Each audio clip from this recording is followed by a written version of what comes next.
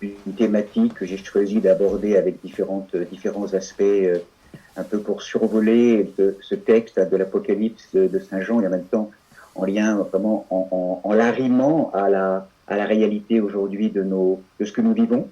Puis après, je vous proposerai donc de conclure par un temps de questions-réponses, de témoignages, hein, pour compléter aussi peut-être certaines données. En tout cas, voilà, immense joie de vous retrouver, de partager un petit moment. Et ce que je vous propose, c'est peut-être de commencer par un petit temps de silence, un petit moment de rencontre, non pas forcément ou non plus par la margelle du puits, par la périphérie, la surface du puits, mais par les profondeurs. Hein, le puits, vous le savez, en grec, pégé, c'est le cœur. Qu'on puisse peut-être retrouver ensemble ce chemin du cœur. Un petit moment de pratique, chacun, chacune dans vos, je dirais, dans vos assises respectives, dans le respect de chacune de vos pratiques de silence. Je vous propose donc que nous introduisions ce moment, hein, par un petit gong, un petit bruit de gong. Ce bruit, vous le savez, qui trace une ligne verticale qui permet de repositionner notre corps, hein, dans son chemin à la fois d'enracinement. Je propose de nous accueillir les uns les autres par le dedans quelques minutes. Nous sommes tous là devant nos écrans et pourtant en lien vivant, vibrant avec le corps de la terre-mère à travers la plante de nos pieds largement étalée, en lien vivant avec la présence maternelle de la terre, et donc du coup ce lien vivant avec notre propre corps. Je propose de nous déposer, de nous reposer, de vraiment nous asseoir de tout notre poids de mémoire, notre poids de fatigue pour certains, notre poids de lumière, notre poids d'histoire, simplement là, tout accueillir. Nous déposer, s'enraciner, retrouver le bon sens des arbres. Cet enracinement qui nous invite à retrouver confiance, peut-être ce premier acte de confiance qui est cet abandon naturel, atterrir, rejoindre la matière, cette belle matière qui nous soutient, qui nous contient. La terre-mère nous accueille, nous enracine, et en même temps elle nous invite à vivre notre élan vers la lumière.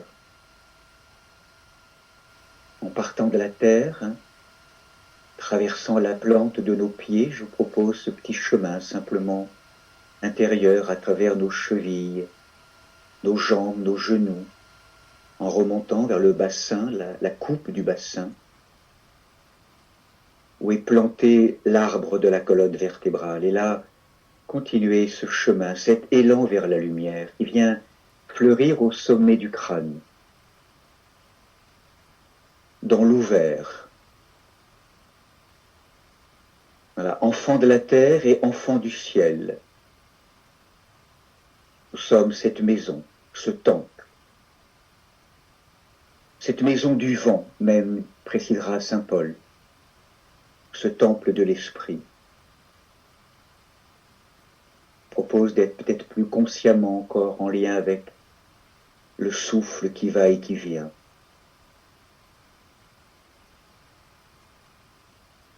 J'inspire, j'expire, mais aussi je suis inspiré et je suis expiré.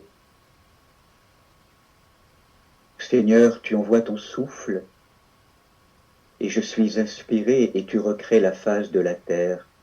Seigneur, tu retires ton souffle, je suis expiré. Et vers la poussière, je me retourne. poussière d'énergie qui m'habite, dans le va-et-vient du souffle qui me respire.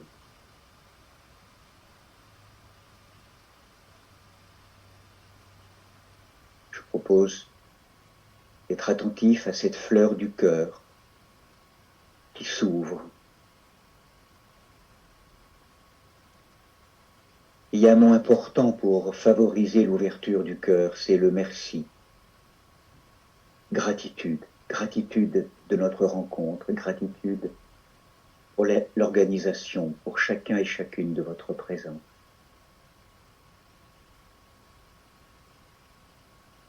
Ce cœur ouvert, il peut recevoir comme un cordon ombilical qui vient du ciel, relié à la source de tout ce qui vit et respire. Cette source que Jésus appelait son Père. Simplement être là. D'être laissé jaillir du cœur ces quelques mots intérieurement, ce chant intérieur, comme une invocation, ou l'évocation d'un visage. Dans la tradition du christianisme, c'est l'invocation, vous le savez, du nom de Yeshua, de Jésus-Christ, mais d'autres invocations, ou simplement être là.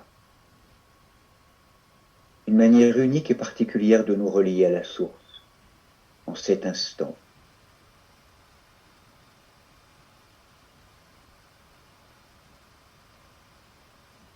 Les yeux sont fermés ou légèrement ouverts, en tout cas le regard tourné vers l'intérieur.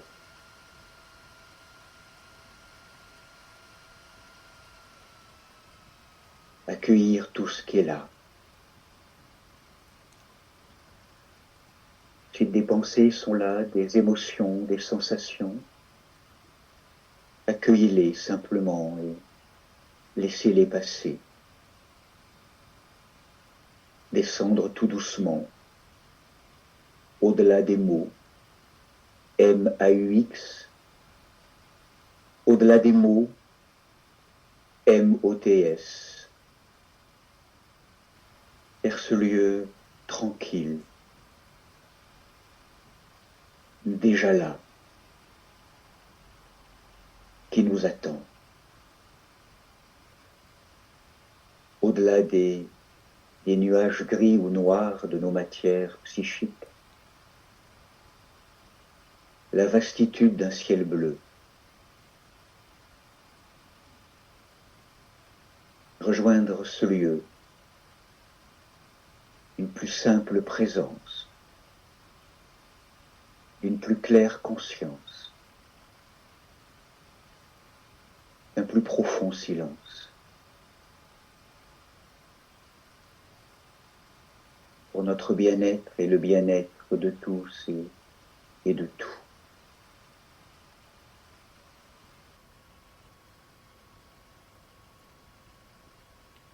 Au commencement, le Logos est vers Dieu, le Logos est Dieu. Il est au commencement avec Dieu, tout existe par lui, sans lui rien. De tout être il est la vie est la lumière des hommes. La lumière, lui, dans les ténèbres, et les ténèbres ne peuvent l'atteindre. Et le Logos a pris chair, il a fait sa demeure parmi nous, et nous avons contemplé sa gloire, qu'il tient de son Père comme présence monogène, plein de grâce et de vérité.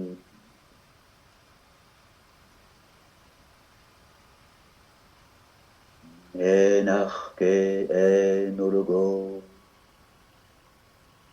Kaiologo Enarke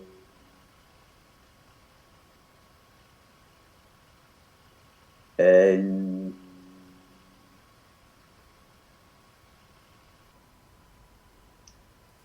Dans la continuité de ces quelques versets du prologue de Saint Jean, dans la traduction de notre frère Jean-Yves Leloup, Père Jean Séraphin dans notre Église, je vous propose d'invoquer la présence de l'Esprit Saint. Ruach HaKodesh, cette chérina de Dieu, cette présence féminine dans la tradition juive, ce bain de lumière, d'énergie incréée dans lequel nous respirons, nous avons l'être et nous nous mouvons. Certains connaissent parmi nous cette prière. Roi céleste, consolateur, esprit de vérité, toi qui es partout présent et qui remplis tout, trésor des grâces et donateur de vie, viens et demeure en nous. Purifie-nous de toute souillure, purifie-nous de tout ce qui fait obstacle à la révélation, à l'avènement de ta présence dans nos cœurs, et sauve nos âmes, toi qui es bonté. Amen. Voilà, mes amis, dans une immense gratitude de votre présence ce soir, dans la gratitude de l'organisation, bien sûr, avec Aurélie et Antoine. J'aime toujours bien repartir du prologue de Saint Jean. Vous savez que c'est un texte que certains pèlerins, particulièrement au Moyen-Âge, cousaient dans les ourlets de leur manteau. Ces pèlerins qui cheminaient au cœur du monde, dans le doute parfois, dans l'obscurité, dans la peur des différentes contraintes qu'ils vivaient à ce moment-là. Et ce texte, il le portait avec eux parce que régulièrement, il se rappelait en fait d'où ils venaient et où ils allaient. Ils allaient vers un sanctuaire extérieur, bien sûr, mais ils allaient aussi vers le sanctuaire de leur cœur. Et un texte comme le prologue de Saint Jean est un texte d'une incandescence telle qu'il nous ramène dans ce lieu du feu, ce lieu de la présence, il nous ramène chez nous, là-bas, dans les profondeurs du cœur. Là où nous doutons, là où nous sommes un peu dans les ténèbres, c'est un texte qui nous éclaire, c'est un texte de sagesse. Et vous rappelez que le mot sagesse, sapientia en latin, n'est pas très loin du mot sapere, le verbe sapere qui veut dire donner le goût, redonner le goût de l'un, redonner le goût de l'unité, perdu justement dans les tribulations de nos histoires humaines. Et puis c'est aussi un texte non seulement qui éclaire mais qui réchauffe, là où on a pris froid. On a pris froid au corps mais aussi on a pris froid à l'âme. Et ce texte vraiment nous rappelle et nous ramène non pas à un commencement historique, vous le savez, ce en arché qui traduit le mot Bereshit en hébreu, mais il nous ramène dans ce lieu de profondeur, dans ce commencement intime, dans ce temps intérieur, ce je suis intérieur.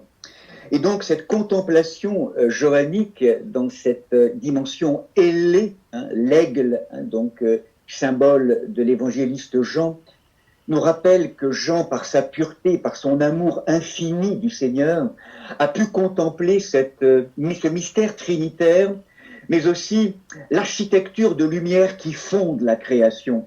Et on peut être étonné aussi d'entendre en grec ce mot logos, vous savez, qui traduit le mot davar en hébreu, mais aussi ce mot qu'on traduit par le verbe, donc en français, et cette parole créatrice, et donc on l'a entendu, qui est aussi vie, lumière. Et ce logos, ce mot logos, on le retrouve dans le mot oikos logos, qui donne le mot écologie.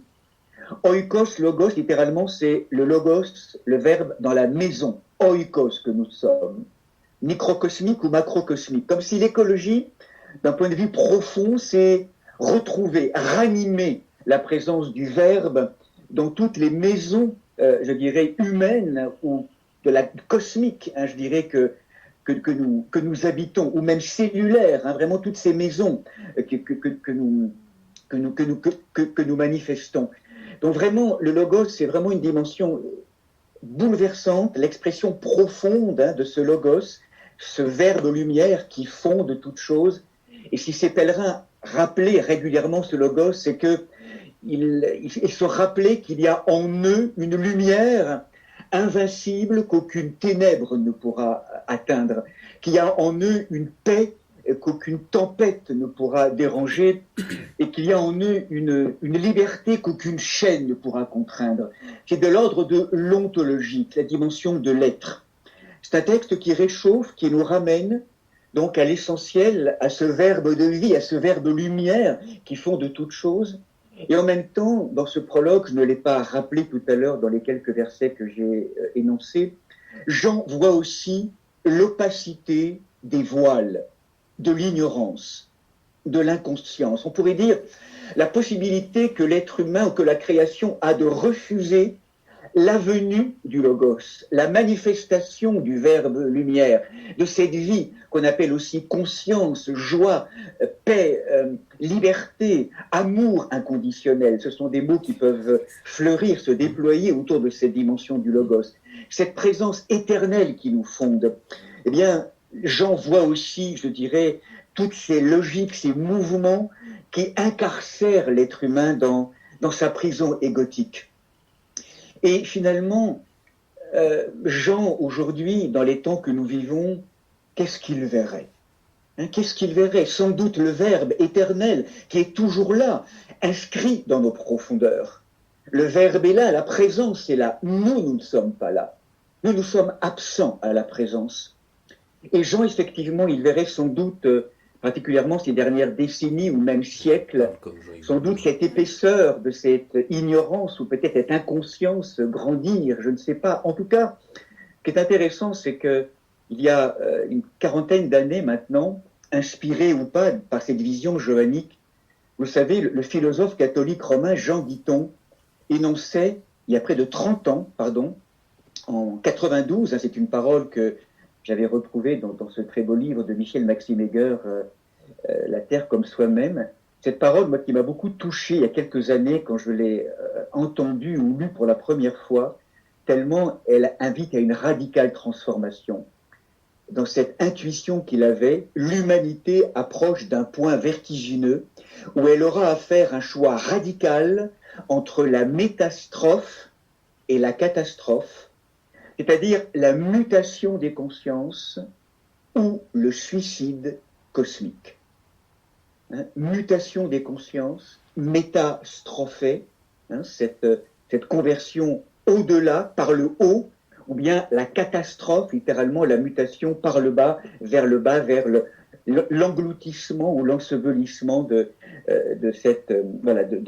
notre humanité. Donc vous le savez aujourd'hui, il n'y a peut-être pas la peine de décrire, puisque nous sommes baignés au quotidien depuis quand même de nombreux mois maintenant, nous n'approchons plus de ce point, nous y sommes, les temps sont là, nous avons la sensation, à l'actualité douloureuse, souvent assez confuse et très anxiogène.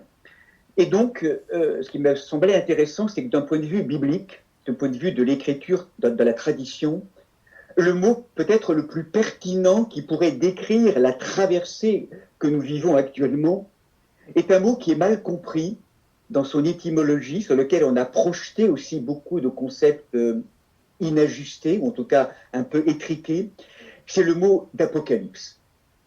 Avec toute la vision du monde, je pourrais dire le paradigme, hein, la pensée qui est associée, en quittant, si vous le voulez bien, le climat catastrophiste que véhicule ce mot, pour entrer, donc on va le voir maintenant, dans une approche peut-être plus fondamentale de ce mot. D'ailleurs qu'aujourd'hui, même des penseurs, philosophes non chrétiens, n'hésitent pas à utiliser dans certaines de leurs propositions ou de leurs réflexions. Ce mot, effectivement, est un mot intéressant et que nous le savons bien à travers cet effondrement, je dirais, cet apocalypse, justement, qui est, on va le voir, le dévoilement, la révélation, je dirais, qui s'accompagne de l'effondrement d'un ancien monde, d'un ancien mode de pensée, avec toutes les désécurisations que cela implique. Et nous sommes vraiment au cœur de tout ce climat particulier. Bien sûr qu'il y a eu des temps de révélation, de dévoilement tout au long des siècles et des millénaires avant.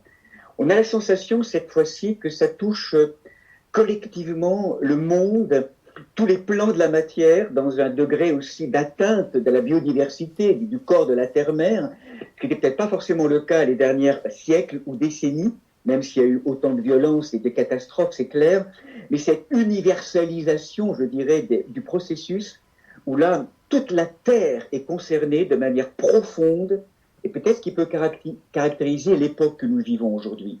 Et nous savons bien, entre déni, indifférence, et puis chacun est là aussi avec voilà tout ce que nous traversons, tout ce que nous vivons, avec cette pensée aussi très clivée, qui sidère un peu aujourd'hui notre pensée avec ces différents courants contradictoires au niveau politique, médical, scientifique, religieux, tout un ensemble de choses. Le monde, on pourrait dire, oscille ou vacille à la fois entre le déni, l'indifférence, parfois l'espèce d'optimisme complètement aveugle, parfois une espèce de désespoir, de colère, une humanité peut-être finalement encore trop préoccupée par un futur finalement qui la maintient dans une dimension horizontale du temps, le chronos, et peut-être pas assez préoccupée de cette verticalité, de son éternité. Et c'est pour ça peut-être que dans ce monde cassé, ce monde submergé aujourd'hui, où on a du mal finalement à entendre, peut-être dans ce monde donc horizontal, cette humanité rampante, je pourrais dire, il est peut-être bon aujourd'hui effectivement d'écouter ou d'entendre ce que les sagesses traditionnelles peuvent nous dire, et en particulier essayer d'entendre en ouvrant une porte du ciel le point de vue céleste ou le point de vue de la conscience ou de la présence sur ce que nous vivons aujourd'hui. Aujourd'hui, hier ou avant-hier, dans d'autres temps, et c'est pour ça que, si vous le voulez bien, je vais donc maintenant inscrire un fil écarlate un peu avec des images que je vais vous proposer, donc en partageant l'écran et en proposant un diaporama. Je vais essayer régulièrement de revenir aussi au visuel, à la présence, mais peut-être déjà d'avoir en arrière-plan un diaporama qui va peut-être aussi vous aider à travers une vision d'accompagner aussi la parole donc qui sera proposée. Donc j'avais donc proposé ces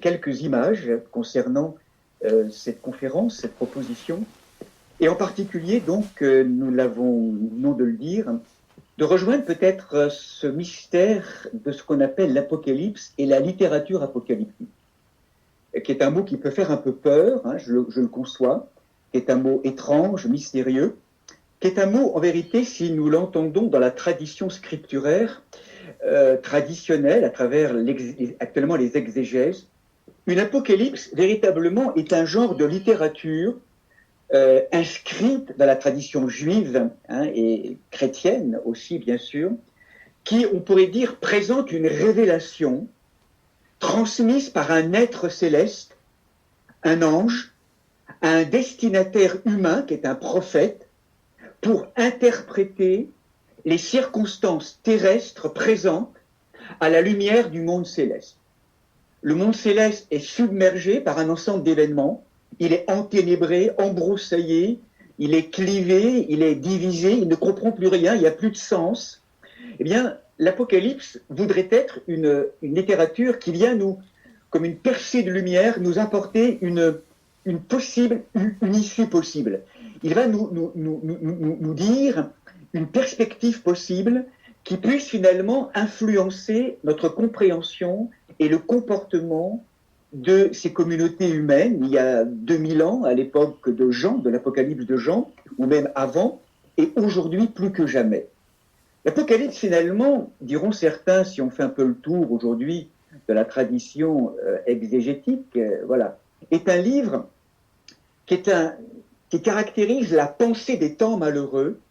C'est une littérature qui va particulièrement être intéressante et féconde en temps de crise.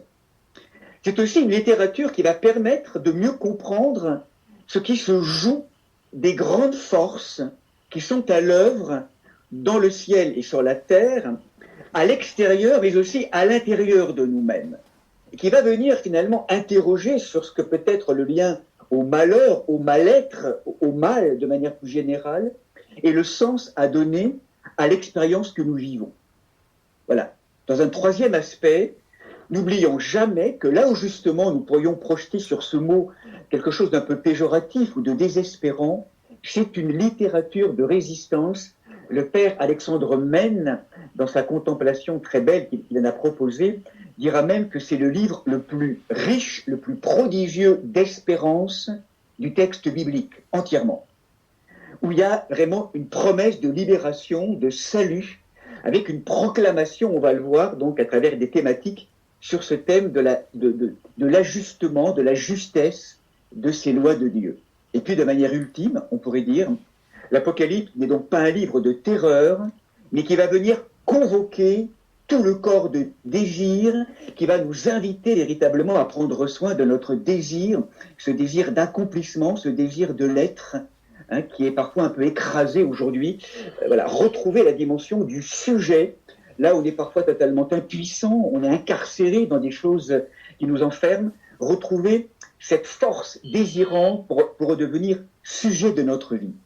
Je vais faire un pas de plus, donc en vous rappelant qu'à travers ces textes apocalyptiques, on pourrait dire, il y a toute une littérature dans le Second Testament, Premier Testament aussi, mais Second Testament aussi, et particulièrement autour de l'évangile de Matthieu, de Marc, de Luc, des épîtres de Saint Paul aussi, et bien sûr l'Apocalypse de Jean qu'on va approcher tout à l'heure, et peut-être simplement aborder, rappeler ce que certains savent sans doute, c'est la beauté donc de l'étymologie du mot grec, apocalypsis, pour retrouver donc le mot racine grec, qui est là, le mot calypto, veut dire couvrir, cacher, étendre. On va donc cacher quelque chose. Le voile est le mot kalima en grec, et du coup le mot apocalypto, avec le mot calypto et le préfixe apo qui veut dire loin de en grec, veut dire qu'on va jeter le voile hors, hors de la tête, hors de tout ce qu'il couvrait. Donc du coup, le mot grec apocalypto veut dire découvrir, se dévoiler, démasquer, révéler. Donc l'apocalypsie, c'est bien l'action de découvrir, la révélation, on pourrait dire le dévoilement. C'est un petit peu comme ça, donc on pourrait le poser. Nous trouverons la même indication avec le latin, le mot révélation, révélare, le vélum, donc retirer le voile, ainsi que l'approche hébraïque, qui est le mot gala en hébreu, découvrir, dévoiler. Donc vous sentez que déjà, dans ce mot apocalypsis, il y a toute une question, je dirais, profonde de ce dévoilement, de quelque chose, d'une révélation. On est démasqué, de manière étonnante, dévoilé, c'est tout ce processus actuel dont nous sommes, que tous ces temps d'apocalypse nous permettent de signifier. Alors, du coup, on peut se dire, le voile. Mais de quel voile s'agit-il? Et c'est là où il faudrait rejoindre, donc, dans le Premier Testament, cette belle prophétie d'Isaïe, chapitre 25, qui nous dit la chose suivante: le Seigneur prépare pour tous les peuples un festin, il fait disparaître le voile qui voilait tous les peuples et le tissu tendu sur toutes les nations. Il fait disparaître la mort à jamais. Donc, le Seigneur fait disparaître le voile de la mort. Donc, nous sommes, si vous le voulez, sans que nous en soyons conscients, un grand voile recouvre le monde. Le monde extérieur, mais aussi le monde intérieur, dont le monde extérieur est l'image, toujours. Ce tissu, finalement, tendu sur toutes les nations, est formé, on pourrait le dire comme ça, de multiples voiles opaques de nos mémoires, pour qu'on puisse vraiment peut-être s'approprier ce chemin pour chacun d'entre nous. On pourrait dire de nos corps de mémoire, de nos mensonges, de nos peurs, de nos violences, de toute cette inconscient qui nous habite, de toutes nos représentations, on pourrait dire, ce sont tous ces voiles, ces peaux, dans le langage biblique, on parlera de ces prépuces, ces prépuces de chair qui voilent notre cœur ou nos yeux, qui empêchent finalement la claire vision de Dieu, de la création et de nous-mêmes. Nous croyons voir et en vérité, nous sommes aveugles. Comme si nous étions atteints d'une espèce de cataracte qui opacifie et déforme tout. Nous croyons voir l'autre tel qu'il est, en vérité, nous ne le voyons pas, toujours de manière partiale et partielle. Du coup, l'Apocalypse, c'est le processus de déchirure des voiles, des peaux, l'exérèse progressive, on pourrait dire, de ce cristallin cataracté, pour que nous puissions véritablement voir dans le dedans des choses, ce qui était sous les voiles et caché par eux. Un exemple très concret dans le texte biblique, rappelez-vous, c'est ce texte magnifique, je reprends donc maintenant mon diaporama, ce texte, ou en tout cas cette image très étonnante, ce texte très belle, de l'histoire donc de Job, rappelez-vous, Job qui va être testé, qui va être rencontré, qui va être l'enjeu de cette rencontre entre le Satan et Yod Vav Elohim, donc il va lui donner quelques limites. Et Job, rappelez-vous comment il va tout perdre à travers tout un ensemble d'événements douloureux, même la santé, et comment sa femme, qui est représentée ici, bien sûr, schématiquement avec ce cartouche, traduit dans le texte, ou dans le texte dit « maudit Dieu et meurt devant toutes ces épreuves », et lui, Job, il entend « béni Dieu et mute », et que toutes ces épreuves qui lui sont données, eh bien, vont être au service de tout ce travail de dévoilement, nous dira le texte hébreu, peau après peau, et je dirais même que le texte hébreu qui est là, c'est peau jusqu'au bout de la peau. Et effectivement, Job vit tout ce travail bouleversant de dévoilement, que j'ai représenté par cette petite statue que j'aime beaucoup personnellement, qui signifie tout le travail d'arrachage, de retrait des voiles, douloureux, puisqu'il nous faut nous arracher à tout ce à quoi on est identifié, à tous ces repères, pour que de plus en plus se libère, on pourrait dire, l'avènement, ce beau visage qui était caché sous les voiles. Donc là, on est vraiment en train de définir plus précisément ce qu'est le processus apocalyptique. Finalement, dans l'évangile de Jean, donc dans l'Apocalypse de Jean, pardon, que je rejoins maintenant, il y a effectivement le premier verset, donc pour rebondir sur ce que je viens de dire, la notion de révélation. Il s'agit bien effectivement, dans cet Apocalypse de Jean, c'est les premières phrases, Apocalypsis Jésus Christou, révélation de Jésus-Christ. Tout le texte de l'Apocalypse, finalement, ça va être dans l'ensemble de ce collectif de l'humanité, mais aussi en chacun d'entre nous, dans la déchirure des voiles que nous sommes invités à vivre, eh bien, va apparaître dans la dissolution des apparences, va apparaître à terme cette apparition du Christ en chacun d'entre nous.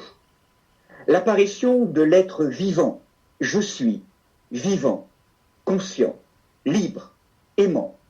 La révélation dans la dissolution des voiles, on pourrait dire, d'accéder finalement à cette présence, à ce visage nouveau, et ceci c'est valable non seulement dans le monde extérieur, dans l'avènement d'une conscience nouvelle, plus libre, plus vivante, plus aimante, mais aussi dans chacune de nos vies personnelles. Et ce dévoilement, donc, c'est intéressant, c'est que nous découvrons que ce qu'on nous a fait croire pour vrai dans ce monde, ces redoutables formes d'idolâtrie ou d'apparence de compromission, ne sont en réalité que l'envers d'un monde dont nous commençons, grâce à cette crise, à percevoir l'endroit tissé de beauté, de conscience, de liberté, de paix et d'amour. En vérité, la vérité est autre que ce que nous croyons, et il faut qu'une crise salutaire, qu'une secousse salutaire en manifeste l'existence. Et c'est comme si comme le précisait le page en Séraphin, Jean-Yves, le loup, l'Apocalypse, finalement, on pourrait le définir comme l'avènement de la lumière dans la chair effondrée de notre histoire personnelle ou collective. On pourrait le dire autrement, c'est aussi l'avènement du « je suis » de l'être vivant, aimant, conscient que nous portons tous, dont nous avons tous la nostalgie finalement, mais que nous ne savons pas encore manifester et être dans la chair effondrée de notre ego personnel ou collectif. Ou encore, on pourrait le parler comme ça aussi, l'accouchement du nouveau dans l'effondrement de toutes nos tours, on pourrait dire extérieures et intérieures, d'illusions, de prétentions ou d'inflation personnelle ou collective. Et là apparaît quelqu'un au milieu de nous que nous ne connaissions pas. Quelqu'un. Cette présence qui nous habite, qui nous fonde, tellement plus vivante, plus aimante, plus libre, l'avènement de l'être libre dans nos profondeurs. Là est vraiment l'espérance profonde, qui nous met donc à nu, tel que nous pouvons le considérer. Et donc, dans ce processus-là, effectivement, les premiers versets nous disent bien que cet apocalypse, Dieu la donne à Jésus-Christ pour montrer à ses serviteurs ce qui doit arriver bientôt. Et il a fait connaître à son serviteur, à son prophète Jean, qui va donc recevoir des informations par l'ange pour informer, pour éclairer des communautés il y a 2000 ans qui étaient sous l'emprise de pouvoirs tyranniques, en l'occurrence sous Domitien, à la fin du 1er siècle, de communautés locales. Mais je dirais que ça fait référence à tous les tyrannies ou toutes les formes d'esclavage dans lesquelles nous sommes tout au long des temps qui s'écoulent. Donc là, on est vraiment donc ce prophète, cette dimension prophétique, qui vient donc rejoindre et être interpellé pour vraiment choisi pour vraiment transmettre ce message qu'il communique à tous ses auditeurs et à tous ses communautés. Vous savez que donc, dans l'Apocalypse de Jean, ce qui est remarquable et tout par-delà, c'est que on a la sensation, dans cette continuité entre l'Évangile de Jean et l'Apocalypse de Jean, qu'en vérité, tout part du fait qu'en Christ crucifié et ressuscité, tout a déjà été sauvé dans le principe au cœur de la matière du monde. Tout n'est pas sauvé extérieurement, mais dans le principe, l'œuvre du Christ, crucifié et ressuscité, nous a sauvés d'un point de vue collectif. Tous les êtres humains et tout l'homme. Et c'est comme si, on pourrait dire, je reviens, j'ai un petit peu accéléré, c'est comme si en fait dans ce premier verset, ou en tout cas les premiers versets, on a la sensation d'une inauguration dans ce texte qui honore profondément la divine Trinité et cette première vision, je passe très vite bien sûr sur l'Apocalypse, on ne fait que le survoler pour qu'il soit au service des événements que nous vivons aujourd'hui. Rappelez-vous cette vision, donc, cette très belle tapisserie qui fait partie d'une collection, vous le savez, qui se trouve à Angers aujourd'hui. Ce fils d'homme qui apparaît au prophète dans une vision qui le terrasse d'ailleurs, et ce fils d'homme qui dit « Je suis le premier et le dernier, le vivant, je fus mort, et me voici vivant pour les siècles des siècles, écris donc ce que tu vois, ce que tu as vu, le présent, et ce qui doit arriver plus tard. » Donc il y a toute une succession de visions qui nous rappellent en particulier que tout le chemin commence, on pourrait le dire, à travers une vision céleste. On a la sensation que tout commence du ciel, avec l'image de ce trône magnifique décrit, rappelez-vous, l'image très féconde aussi qui traverse donc l'Apocalypse, donc là, c'est une image plus contemporaine de ce trône, voilà, qui peut-être parlante pour certains, moins pour d'autres, plus figurative, donc toujours avec la référence de ces extraits de cette tapisserie de l'Apocalypse de Saint Jean à Angers, l'image très féconde de du Christ représenté dans l'Apocalypse comme celui qui, en passant par la croix, eh bien, devient celui qui est cet agneau égorgé, on pourrait dire, mais vainqueur. Et donc, on le sait, derrière ce symbole très fort de l'Apocalypse, il y a, je dirais, tout le mystère de ce Dieu crucifié, de ce Dieu qui, quelque part, a fait de la question du mal du malheur, de la trahison, de l'injustice qui nous habite tous, sa propre question, et qui nous rappelle, en prenant tout cela pour nous et avec nous, pour se faire solidaire finalement du malheur et de la crucifixion de l'innocence que nous portons tous en chacun d'entre nous, il va nous proposer et nous rappeler, cet homme ouvert, le grand livre de l'art d'aimer, nous rappelle les anciens, que ce n'est pas le malheur, la mort, l'enténébrement, la maladie, la violence qui auront le dernier mot, vous savez, c'est, je dirais, la vie, l'amour qui a vaincu la mort. Donc là, on est vraiment dans le temps de l'Apocalypse, je dirais, avec une notion où le livre de l'Apocalypse est fondé véritablement sur cette certitude que dans le principe, tout est sauvé, déjà, et que finalement, même si tout est sauvé dans le principe, tout le problème maintenant, ça va être qu'au cœur du monde, ce salut s'actualise, se met en lumière, il est déjà déposé en chacun d'entre nous, mais il va avoir à s'actualiser, je dirais, pour devenir véritablement opératif.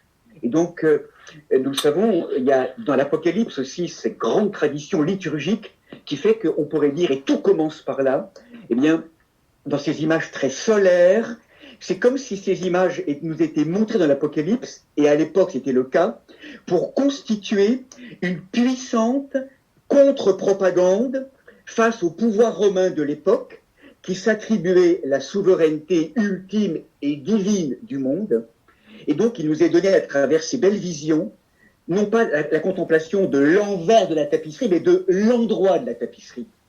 Comme si, on pourrait dire, voilà, comme si finalement, c'était des images qui viennent nous rejoindre. C'est un texte visionnaire, c'est pas anodin. Ça ne devient pas simplement rejoindre ou nourrir ou informer ou réinformer notre dimension rationnelle, mais c'est notre dimension inconsciente, le monde de la vision, hein, le monde de la nuit aussi, le monde des songes.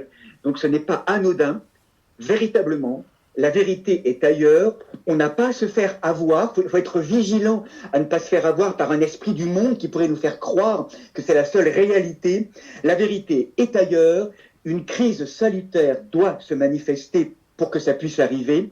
Donc ces visions nous rappellent que le centre de gravité du monde, c'est la présence divine, c'est la présence trinitaire. Le livre de l'Apocalypse, en ce sens-là, véritablement dénonce toute forme de totalitarisme. C'est un livre de résistance qui nous rappelle que la présence qui est à libérer au cœur même de nos humanités, incarcéré, mazouté, enfermé, c'est la présence de l'homme libre, hein, la délivrance de l'homme de lumière, de la matière de gloire. Délivrer Dieu, ça peut paraître un peu étonnant, ce que je dis un peu excessif, mais à travers le travail de l'image passant à la ressemblance, c'est vraiment ce travail qui nous est proposé, que Pierre Rabhi a rappelé avec cette thématique de l'insurrection des consciences. Et donc, Jean, à travers tout un ensemble d'images qui va lui être donné, va être profondément saisi par des images très fortes, témoignant de la lumière, mais aussi de ses forces, comme si, on pourrait dire, Jean avait la sensation de voir à l'œuvre toutes ces forces qui empoignent le monde. À la fois le monde des sociétés, le monde cosmique, et en même temps nos propres profondeurs. Je ne rentre pas dans le détail de ces images, ce n'est pas le thème d'aujourd'hui, mais simplement pour vous dire que Jean, de toutes ces visions, il va en faire un livre, et il va en faire un chemin que je vous propose peut-être d'actualiser en 4 étapes ce soir, à travers quelques propositions pour mieux comprendre et accueillir ces temps actuels, à travers ce processus donc de la délivrance, du dévoilement plutôt. 4 sections que j'aimerais un petit peu développer avec vous maintenant, où je voudrais faire rimer le mot de dévoilement et d'apocalypse avec 4 facettes qui concernent nos temps d'aujourd'hui. Un temps qu'on appelle normalement, bibliquement, un temps de jugement, mais je préfère appeler un temps d'ajustement. Une autre facette est le temps du retournement. Une autre facette est le temps de l'enfantement. Et une 4e facette est le temps de l'avènement. Dévoilement, ajustement, retournement, enfantement et avènement. Et donc, c'est là où je propose peut-être de rejoindre particulièrement la notion de, je dirais, de cette proposition de qu'on appelle le jugement de Dieu, hein, qui est une expression, vous le savez, en Occident, qui est, de par aussi l'héritage médiéval, un peu piégé, je pourrais dire. Hein. Ce thème du jugement que je préférais plutôt vivre comme un temps de, je dirais, d'ajustement. Dans une première étape, on pourrait dire, et particulièrement dans ces lettres dont je n'ai pas encore parlé dans l'Apocalypse, que le Fils d'homme envoie à chaque église dans les chapitres 2 et 3, où il va de manière très vive, parfois rectifier, de manière parfois sévère, des communautés locales qui faisaient comme elles pouvaient, mais qui parfois rentraient dans des processus de complaisance avec l'esprit du monde, qui faisait que, eh bien, elle n'était plus gardienne du feu de l'origine. Hein, qu'avez-vous fait du feu? Nous avons été ensemencés de feu à la Pentecôte, le feu de l'Esprit Saint, et chemin faisant, eh bien, ce feu s'est édulcoré, amoindri dans les logiques du monde, dans des formes d'oubli, d'apostasie ou de relativisation de l'absolu. Et le Christ vient interroger, il y a 2000 ans, mais aussi chacun d'entre nous aujourd'hui, que faisons-nous du feu, hein, que faisons-nous du feu? Et donc, le feu de l'Esprit Saint, hein, n'éteignez pas l'Esprit, hein, rappelez-vous. Donc là, il y a tout un processus d'ajustement que le Christ déjà va proposer dans ce livre de l'Apocalypse.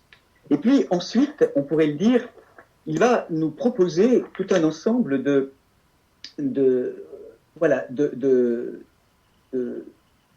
d'images. Je vais être assez rapide par rapport à tout cela. C'est comme si, dans une dramaturgie que nous vivons aujourd'hui, nous sommes comme...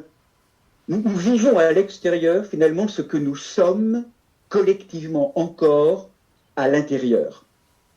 Et c'est comme si ces événements extérieurs sont là, aujourd'hui, dans toutes les strates de la société, pour venir nous percuter, afin que notre carapace, on pourrait dire, de terrien ou de terrienne, emmurée dans une espèce d'imaginaire un peu perdu, puisse s'entr'ouvrir enfin, et non pas sur un savoir supplémentaire ou une conversion morale, mais véritablement, on l'a vu tout à l'heure, dans la déchirure d'un voile qui fait apparaître le Verbe, une parole vivante de cette vie réelle. Et ces événements vécus à l'extérieur, si vous voulez, sont là comme les conséquences d'actes qui ont été posés tout au long de ces décennies ou siècles, des actes sans conscience. Nous récoltons ce que nous avons semé, et l'Apocalypse est très riche de ces mouvements, de ces images dans lesquelles je ne rentrerai pas, mais qu'il faut discerner avec beaucoup de prudence et de discernement. Ce thème du jugement est piégé, je vous l'ai rappelé, et nous quittons véritablement cette image trop fréquemment utilisée parfois dans certains courants d'un juge ou d'un Dieu qui châtie, mais tout simplement reprendre le fait que ce jugement, Olivier Clément l'a très bien décrit ainsi, Dieu est celui qui a fait l'expérience du mal dans sa propre chair, en se laissant juger et assassiner pour offrir sa vie et son pardon aux assassins et aux juges. Autrement dit, ce jugement, cet ajustement dont il est question prend son sens mystique. Il n'est pas une sentence qui tomberait d'en haut et de l'extérieur comme un couperet, mais c'est l'exposition aujourd'hui de tous et de tout à la lumière, à la vérité, au glaive, à la présence d'un Seigneur qui passe et qui repasse sur tous les lieux d'ambiguïté de nos sociétés extérieures, mais aussi dans nos propres humanités, pour que nous soyons mis en lumière comme jamais nous avons été mis en lumière. À travers des accompagnements personnels, mais aussi communautaires, enfin, en vivant ce que nous vivons aussi au monastère, on a la sensation d'une exigence plus que jamais aujourd'hui. Nous sommes vus dans les moindres détails, comme s'il y avait une véritable exigence. Nous sommes vus par l'amour, placés sous le regard innocent d'un enfant qui nous dit « Mais qu'as-tu fait de l'amour ?» Et cette mise en lumière, hein, nous sommes percutés pour cela. C'est comme s'il nous rappelle toujours Olivier Clément, l'homme se voyait à la lumière de la vérité comme un glaive spirituel qui fend l'homme jusqu'au plus secret de son être. Et ce feu de l'amour, métamorphose et vient dynamiser, je dirais, tout ce qui est vivant et en appel de vivre, pour trancher et faire effondrer ce qui est déjà mort. Ce qui s'effondre aujourd'hui personnellement et collectivement n'a plus de raison d'être. C'est déjà la fin d'un vieux monde. C'est ce qui est déjà mort. Meurt ce qui est déjà mort pour que advienne et vive ce qui est en appel de vivre, pour une vie plus grande, plus haute. Donc c'est vraiment, on pourrait dire que, pour rejoindre ce que dira aussi le père Alexandre Mène, cet ajustement est de l'ordre de l'autorétribution.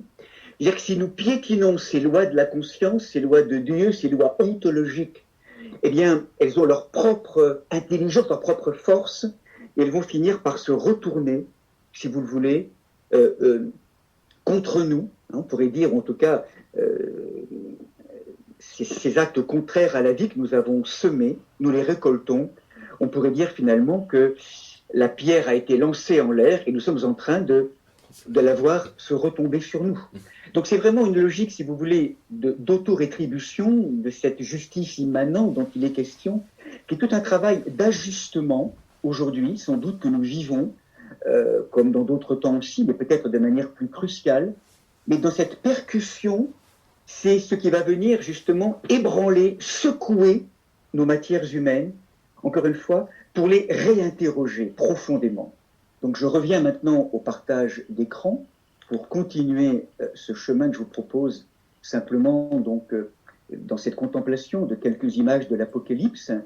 J'ai fait ça très succinctement en vous rappelant que ça va se passer sous forme de septénaire dans l'Apocalypse, à travers des sceaux, tout un ensemble de choses. Et vous voyez qu'à chaque fois, je dirais, ça va de plus en plus profondément, comme si le Christ passait et repassait sur ces lieux d'ambiguïté, ces lieux, je dirais, d'une société marchandisée, et qui en fait, je dirais, est saisie par ces logiques de mort, et que dans un premier temps, un quart de la terre va être touché, puis après un tiers, puis après la terre entière. Donc de plus en plus profondément, l'œuvre de mise en lumière se fait, s'accentue de plus en plus, pour que nous soyons vus dans tous les replis de notre matière. C'est tout un travail de clarification, de purification, en étant percutés, en étant interrogés plus que jamais dans nos logiques extérieures et intérieures. Ce travail de l'épée, que le Christ nous rappelle, c'est aussi une autre manière de le dire. Je ne suis pas venu apporter la paix, mais l'épée, qui est ce travail de différenciation, ce travail qui nous fond et qui nous, en chacun d'entre nous, qui nous oblige maintenant aujourd'hui à quitter tout ce à quoi on s'est identifié dans des vrais choix de vie, quitte la mort et choisit véritablement la vie lumière, la conscience. Et ça, donc ça va se faire à travers tout un ensemble de scènes qu'on retrouve encore des tapisseries. Je passe assez rapidement là-dessus, avec ces effondrements que nous vivons, ce travail de percussion donc que nous vivons. Ce virus, coronavirus, en est un exemple aussi, je dirais, cet adversaire ontologique qui vient nous percuter et qui met en place des systèmes au niveau politique. La manière dont les systèmes politiques, médicaux réagissent est très signifiant justement d'une mise en lumière aujourd'hui, de ce qu'il y a à la fois de pire et de meilleur dans le processus de révélation, de mise en lumière à la fois du diabolique, mais aussi du symbolique, diront certains, à la fois de force qui nous divise, qui nous clive. Tout est fait pour nous cliver par moments, pour nous diviser, et en même temps, ça oblige aussi à ce que des forces symboliques qui nous tiennent en main, des forces de synthèse, des forces résurrectionnelles apparaissent. Donc, ce travail d'ajustement est nécessaire, et il va nous obliger à entrer dans ce qu'on appelle maintenant le deuxième point, qui est le travail du retournement. Le travail de retournement, beaucoup le connaissent, je ne vais pas forcément l'approfondir, en tout cas peut-être moins que l'autre point.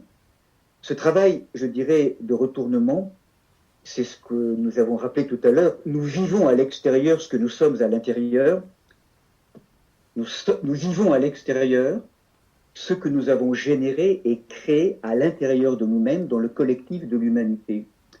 Mais non pas par punition, comme pourrait le dire une exégèse, encore une fois, réductrice et un peu infantilisante, mais pour que nous nommions ce qui se passe en nous dans un inconscient qui nous échappe encore totalement. Autrement dit, nous sentons bien que le mouvement que va nous obliger à faire cet ajustement, si nous le comprenons, c'est ce mouvement de retournement, ce mouvement qui apparaît de manière très féconde dans le texte de l'Apocalypse, en particulier dans ces lettres aux 7 églises, chapitres 2 et 3 de l'Apocalypse, où chacune des églises, en particulier Éphèse, Pergame, Thyatire, Sardes et Laodicée, ces 7 églises locales de l'époque.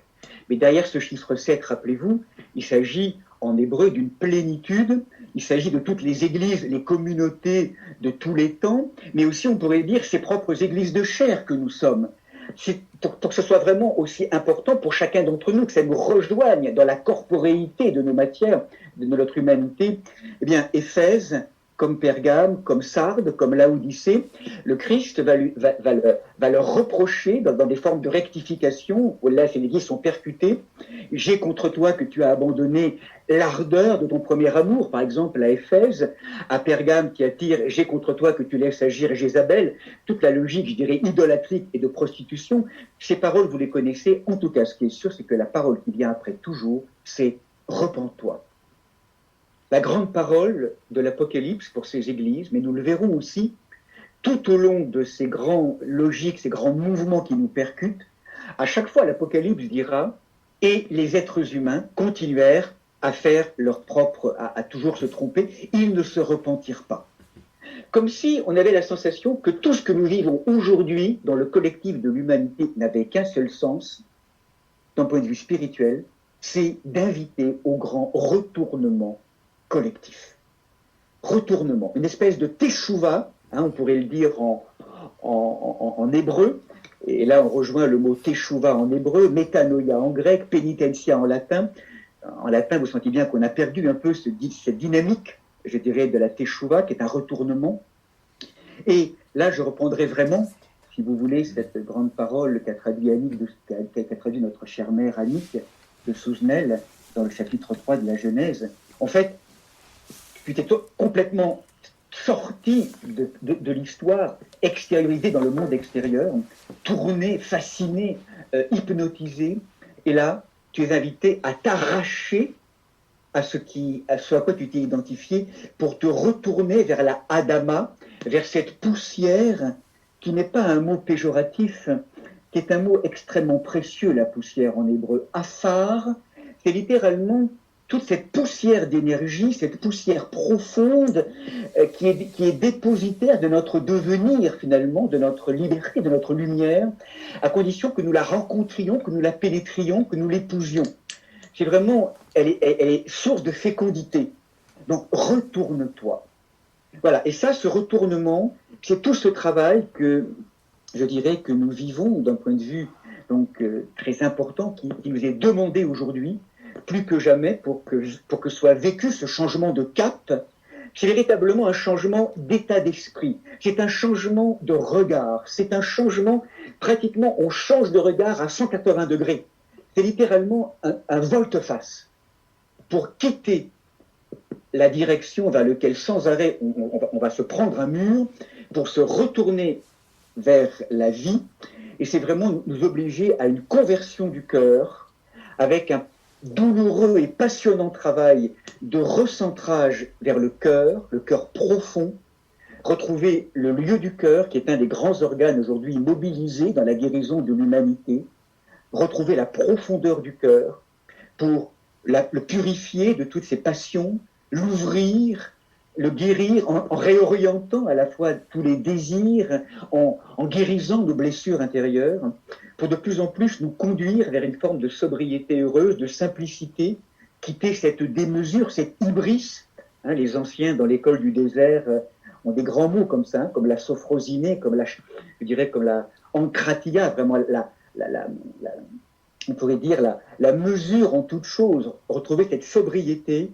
Et si vous le voulez, derrière tout cela, eh bien, ça nous oblige aussi à retrouver une qualité d'unité intérieure, d'unification de toutes nos particules ou nos parcelles d'humanité qui sont souvent éclatées, qu'on retrouve tellement dans la société actuellement, pour retrouver cet hymne à l'unité que nous avons perdue. Et avec ce jeu de mots que je me permets, donc j'utilise, que j'emprunte d'un médecin ou d'un naturopathe, je ne sais plus maintenant, faire rimer l'hymne à l'unité et l'immunité.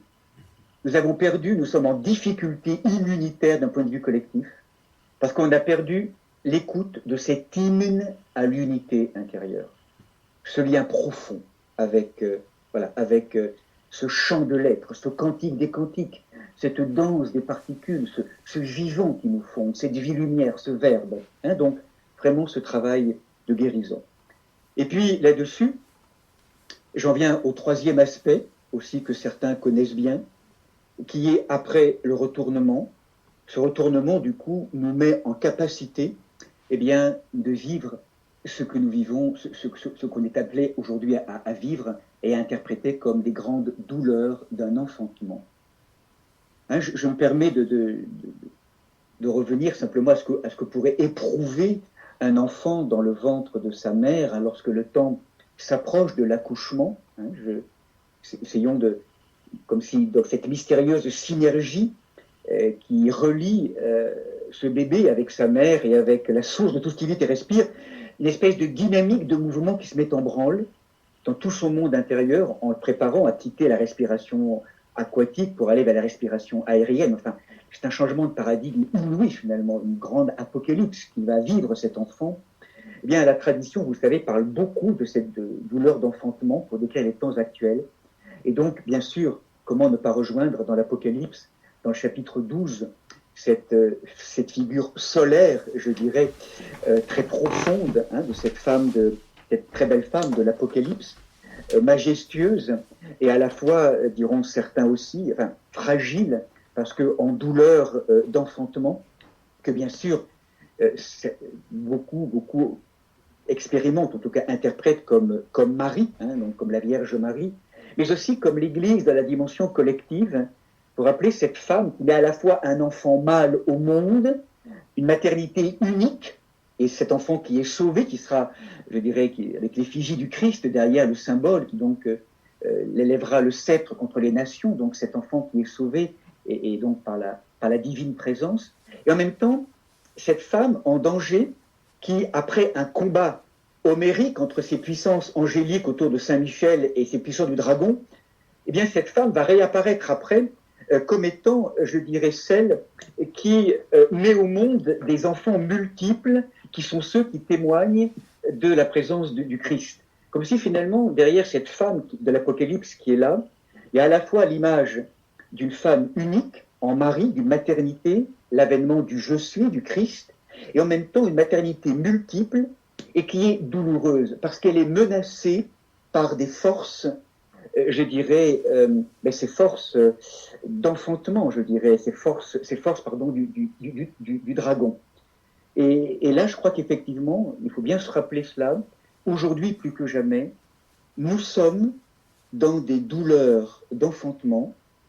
Je pourrais même pratiquement dire, de manière étonnante peut-être pour certains, mais que nous sommes enceints ou enceintes d'un germe d'éternité, capable d'éternité, d'une semence, d'un je suis en devenir. Et cette semence, aujourd'hui, nous interpelle. Il veut vivre, il veut s'accoucher, il veut croître. L'humanité a une espèce de poussée de croissance, de conscience dans les profondeurs. L'enfant personnel, intérieur, mais aussi collectif, appelle à vivre, à croître. Et il vient secouer, on pourrait dire, donc l'humanité. Et en même temps, cet enfant, on pourrait le dire, eh bien, il est menacé par des forces qui ne veulent pas qu'il apparaisse. Et on pourrait dire qu'en Marie, en la Vierge Marie, nous sommes chacun et chacune aujourd'hui tissés de cette présence d'un je suis en devenir qui appelle à naître et dont l'accouchement est menacé par de puissantes forces qui déchirent le monde. Aujourd'hui, nous sommes en ce travail, dans ce travail d'enfantement. Il y a une poussée plus que jamais avec ce que nous vivons aujourd'hui, avec des forces puissantes de libération qui appellent, et en même temps des forces de rétention ou je dirais, qui nous contiennent, qui nous empêchent, un peu comme si se revivait là, aujourd'hui, collectivement, ce qui a été vécu de manière prototypale lors de la sortie d'Égypte du peuple hébreu. Rappelez-vous, ces contractions que nous symbolisons sur ces plaies d'Égypte, ou ces prodiges, plutôt le mot hébreu est plus le mot prodige, comme si, eh bien, chacun jouant son rôle, Yod et Vav Elohim suscite la liberté, et en même temps, il endurcit le cœur de Pharaon pour que dans ces mises, de ces contractions douloureuses qui sont là, nous puissions, dans le temps marqué par Dieu, vivre littéralement cette libération, cette sortie de la terre d'esclavage que nous vivons aujourd'hui collectivement. Autrement dit, ce que je suis en train de vous dire, c'est que cet enfantement, il est entre les mains de Dieu, bien sûr aussi entre les nôtres. Notre bonne volonté est concernée, mais elle est entre les mains de Dieu parce que c'est lui qui à la fois suscite et endurcit pour nous préparer en vérité à pouvoir assumer une liberté que je crois collectivement, aujourd'hui encore, nous ne pourrions pas assumer. Donc il nous faut ce temps de préparation, ce temps où nous sommes quelque part travaillés dans des logiques libératoires et en même temps contraignantes pour un apprentissage toujours plus, pour creuser le désir, pour toujours plus donc nous inviter à entrer également de la rencontre donc avec ce grand combattant aussi qui est l'archange Michel. Et là, voilà, pour rejoindre tout l'enseignement transmis par Aurélie, puis aussi par Marguerite, bien sûr, dans À ciel ouvert, tout ce beau texte, dialogue avec l'ange, le grand compagnon qui accompagne aujourd'hui ce travail d'enfantement, d'un point de vue collectif, c'est l'ange. Hein, Malak, en hébreu, qui est aussi celui qui est l'accoucheur. Hein, Malak, moul, littéralement, c'est celui qui nous permet, ce compagnon de lumière, de nous plonger dans nos profondeurs et de permettre que cet accouchement se fasse. Le travail de l'ange est exigeant, il est vraiment pour nous inviter à plonger dans la matière, et bien sûr à travers cette présence rayonnante de Michael, qui est ce grand archange, je dirais, de l'identité, hein, qui est comme Dieu, rappelle-toi ton origine, ton ontologie, et qui n'aura de cesse que de venir témoigner, retourner en lumière, déconstruire tout ce à quoi on s'est identifié pour nous rendre libres. Le grand compagnon des chemins, le jumeau de lumière, l'ange qui est là, sous la férule aussi, bien sûr, de l'archange Michel. Donc ce grand combat dont il est question, avec ses enfantements, rappelez-vous, il n'est pas un combat contre simplement des forces diaboliques dans une dimension manichéenne. C'est aussi un combat avec toutes ces forces, qui est un combat d'intégration, comme Jacob l'a fait avec l'ange. Hein, c'est un travail d'intégration de toutes nos ombres, de toutes ces forces, en traversant ces différents espaces pour, si nous sommes bien alignés, si nous redonnons bien le pouvoir à Dieu et en quittant cette toute-puissance qu'on donne aujourd'hui à ces forces diaboliques, eh bien, le Satan devient l'adversaire ontologique, hein, selon cette belle contemplation que nous propose Annick, et un peu comme un adversaire dans un art martial, sa fonction ontologique est de nous, je dirais, de nous pousser quelque part dans nos retranchements pour que nous accouchions au meilleur de nous-mêmes, dans une forme d'aïkido, je dirais, psychologique ou psychospirituel, dans ce combat qui se fait de plus en plus profond, dense, mais qui devient aussi, au fur et à mesure, une danse du vivant, hein, qui se libère. Donc, cet enfantement, hein, est très important, donc aujourd'hui plus que jamais. Et donc, il y aurait peut-être à apprendre plus que jamais aujourd'hui un art de la sage-femme collective ou sage-homme qui soit capable d'accompagner finalement nos douleurs d'accouchement, de les tempérer d'un point de vue collectif, d'où l'importance de nos pratiques liturgiques, de prière, de méditation, dans toutes nos traditions de la sagesse, les différentes sagesses, pour accompagner, pour tempérer, pour éclairer ces grandes douleurs d'accouchement collectives. Et puis bien sûr, la dernière aspect, nous en dirons bien sûr que quelques mots parce que c'est un devenir à la fois déjà là et pas encore là, eh bien c'est l'avènement. Hein, c'est l'avènement, et vous le savez, dans l'Apocalypse, c'est tout ce travail de purification, de réajustement, de retournement, tout ce travail de ce combat spirituel, d'enfantement collectif dans lequel nous sommes, Et ce grand travail collectif qui nous est demandé aujourd'hui, c'est ce grand travail de dévoilement, ce grand travail de déchirer les voiles d'un ancien monde, d'un paradigme ancien qui est en train de s'effondrer, avec toutes les désécurisations que cela signifie pour, vous le savez, eh bien, entrer dans tout ce travail et l'avènement de cette Jérusalem céleste, très symbolique, qui est en fait ce travail, je dirais, comme le rappellera Olivier Clément, cette descente de la Jérusalem céleste se fait à la mesure où elle monte du cœur dans ce grand travail alchimique, ce travail où l'être humain se laisse être pétri par le feu de la conscience, le feu de l'Esprit Saint, pour que progressivement toute cette matière noire, charbonnée, mazoutée de ce vieil homme soit transformée, éclairée, transmutée, deviennent ces pierres précieuses de la Jérusalem céleste avec autant de vertus, de compassion, d'altruisme, de sortie de toutes ces formes d'égoïsme qui nous habitent. Il y a vraiment très concrètement des changements de comportement à avoir aujourd'hui, en tout cas qu'on essaie de vivre dans nos familles, communautairement aussi bien sûr. C'est l'accès à d'autres vertus, cet accès donc à cet amour qui n'est pas simplement affectif ou psychologique, mais cet agapé, cet amour qui est un don de Dieu, qui est ce don d'amour, ce don que nous recevons de la grâce de l'Esprit Saint. Donc c'est vraiment tout ce chemin qui nous est proposé à travers ces différents processus, ces différents chemins que j'ai un petit peu survolés, dévoilement, processus de dévoilement que nous vivons aujourd'hui en lien avec ces grands textes bibliques, qui nous conduit à retrouver le sens de ces ajustements un peu de percussions percutantes que nous vivons aujourd'hui, de plus en plus forts, parfois, avec des forces, qui nous conduit, qui nous oblige à un retournement de la conscience, de notre humanité, pour travailler de plus en plus consciemment à cet enfantement qui n'est pas sans vigueur, cette guerre sainte intérieure, cette voix du guerrier pacifique, à travers l'archange Michel et la voix de l'ange aussi, qui nous aide à ce travail pour favoriser l'avènement de ce paradigme nouveau. Et vous le sentez bien, la dernière parole du livre de l'Apocalypse, une des grandes dernières paroles, que celui ou celle qui a soif s'approche, que l'être humain de désir reçoive l'eau de la vie gratuitement. Donc c'est maintenant à nous, aujourd'hui, très clairement, à chacun d'entre nous, là où nous sommes. Parce que ça commence, bien sûr, on le sait bien, par notre propre personne, ce bout d'univers qui nous a été confié, tout commence par là. Ce travail de transfiguration de notre matière est à l'œuvre aujourd'hui, de manière bouleversante dans tous les plans de la création.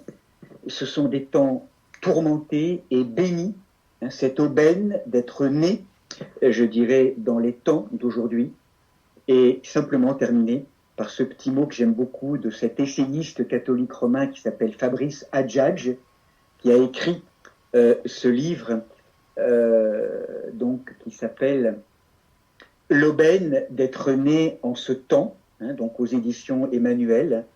Et simplement, je conclurai par là. La foi en Dieu implique la foi en l'aubaine d'être né dans un tel siècle et au cœur d'une telle perdition. Elle commande une espérance qui dépasse toute nostalgie et toute utopie. Nous sommes là, c'est donc que le Créateur nous veut là. Nous sommes en un temps de misère, c'est donc le temps béni pour la miséricorde. Il faut tenir notre poste et être certain que nous ne pouvions pas mieux tomber. Voilà, merci pour votre patience. C'était un petit peu long, comme d'habitude d'ailleurs, j'ai un peu débordé, je m'en excuse. Voilà, en tout cas, voilà, on a fait un petit voyage là autour pour essayer de mieux comprendre et d'accueillir ces temps. J'espère que ça a pu être un peu éclairant, et si ça l'a pas été, peut-être poser quelques questions maintenant si vous le voulez. Voilà, il y a déjà Véronique qui a posé sa question par écrit, qui demande: chaque église de l'Apocalypse symbolise-t-elle une maladie particulière? Alors, c'est intéressant, comme toute question, j'ai pas complètement en fait approfondi cette thématique encore. C'est vrai que à travers ces 7 églises, certains vont y voir à travers le chiffre 7 en hébreu, qui est Sheva, donc une forme de plénitude. Donc, c'est en fait toutes les églises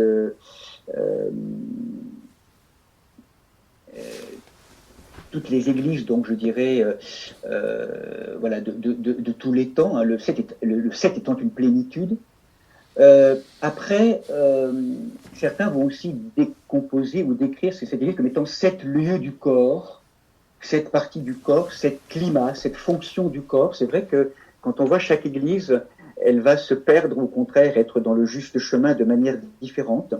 Alors voilà, à ma connaissance, et je n'ai pas le lien encore, je n'ai pas fait le lien, peut-être que certains l'ont fait dans certaines approches, moi j'en ai pas la connaissance, que certaines de ces églises soient associées à des climats particuliers et du coup des dérèglements ou des maladies particulières.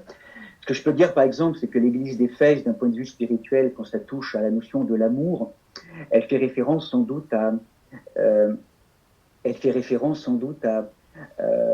cette qualité, par exemple, que nous avons tous aujourd'hui de faire des choses par fidélité au nom de Dieu, mais on a oublié l'enthousiasme du départ des chemins. En fait, on fait un petit peu de manière automatique, et là, en fait, on a oublié l'ardeur. C'est le feu. Éphèse, c'est la perte du feu, je pourrais dire. À Pergame et à Thyatire, très clairement, ce qui est visé, c'est la prostitution. C'est l'état d'idolâtrie où, en fait, on se fait l'objet de tout un ensemble de fonctionnements à travers Jézabel ou Balaam, donc tout un ensemble d'approches et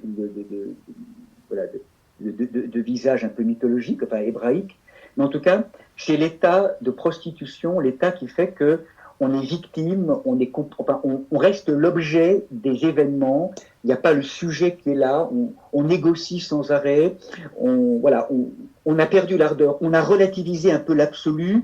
On a absolutisé le relatif, les réalités relatives, au nom des deux. Donc c'est vrai que ça peut vraiment nous rejoindre beaucoup aujourd'hui. Donc chaque église va rejoindre des points de notre âme qui sont particulièrement contactés dans la manière de se perdre, d'oublier le lien avec la source. Voilà, hein, je peux le dire comme ça. Mais maladie, par contre, psychologique ou physiologique, j'en ai pas la connaissance hein, du rapport et du lien avec chaque église. Qu'est-ce que ce temps peut faire pour les gens qui ne croient pas en Dieu? Je dirais la même chose en fait. Hein. C'est de les réveiller et de nous réveiller. Je dirais voilà. La fonction de ce temps, croire en Dieu. Alors c'est croire en Dieu. Qu'est-ce que c'est Dieu en fait? C'est vrai que Dieu, là, c'est compliqué pour beaucoup d'entre nous. Qu'est-ce que c'est Dieu? Dieu, c'est la lumière, la conscience, la vie.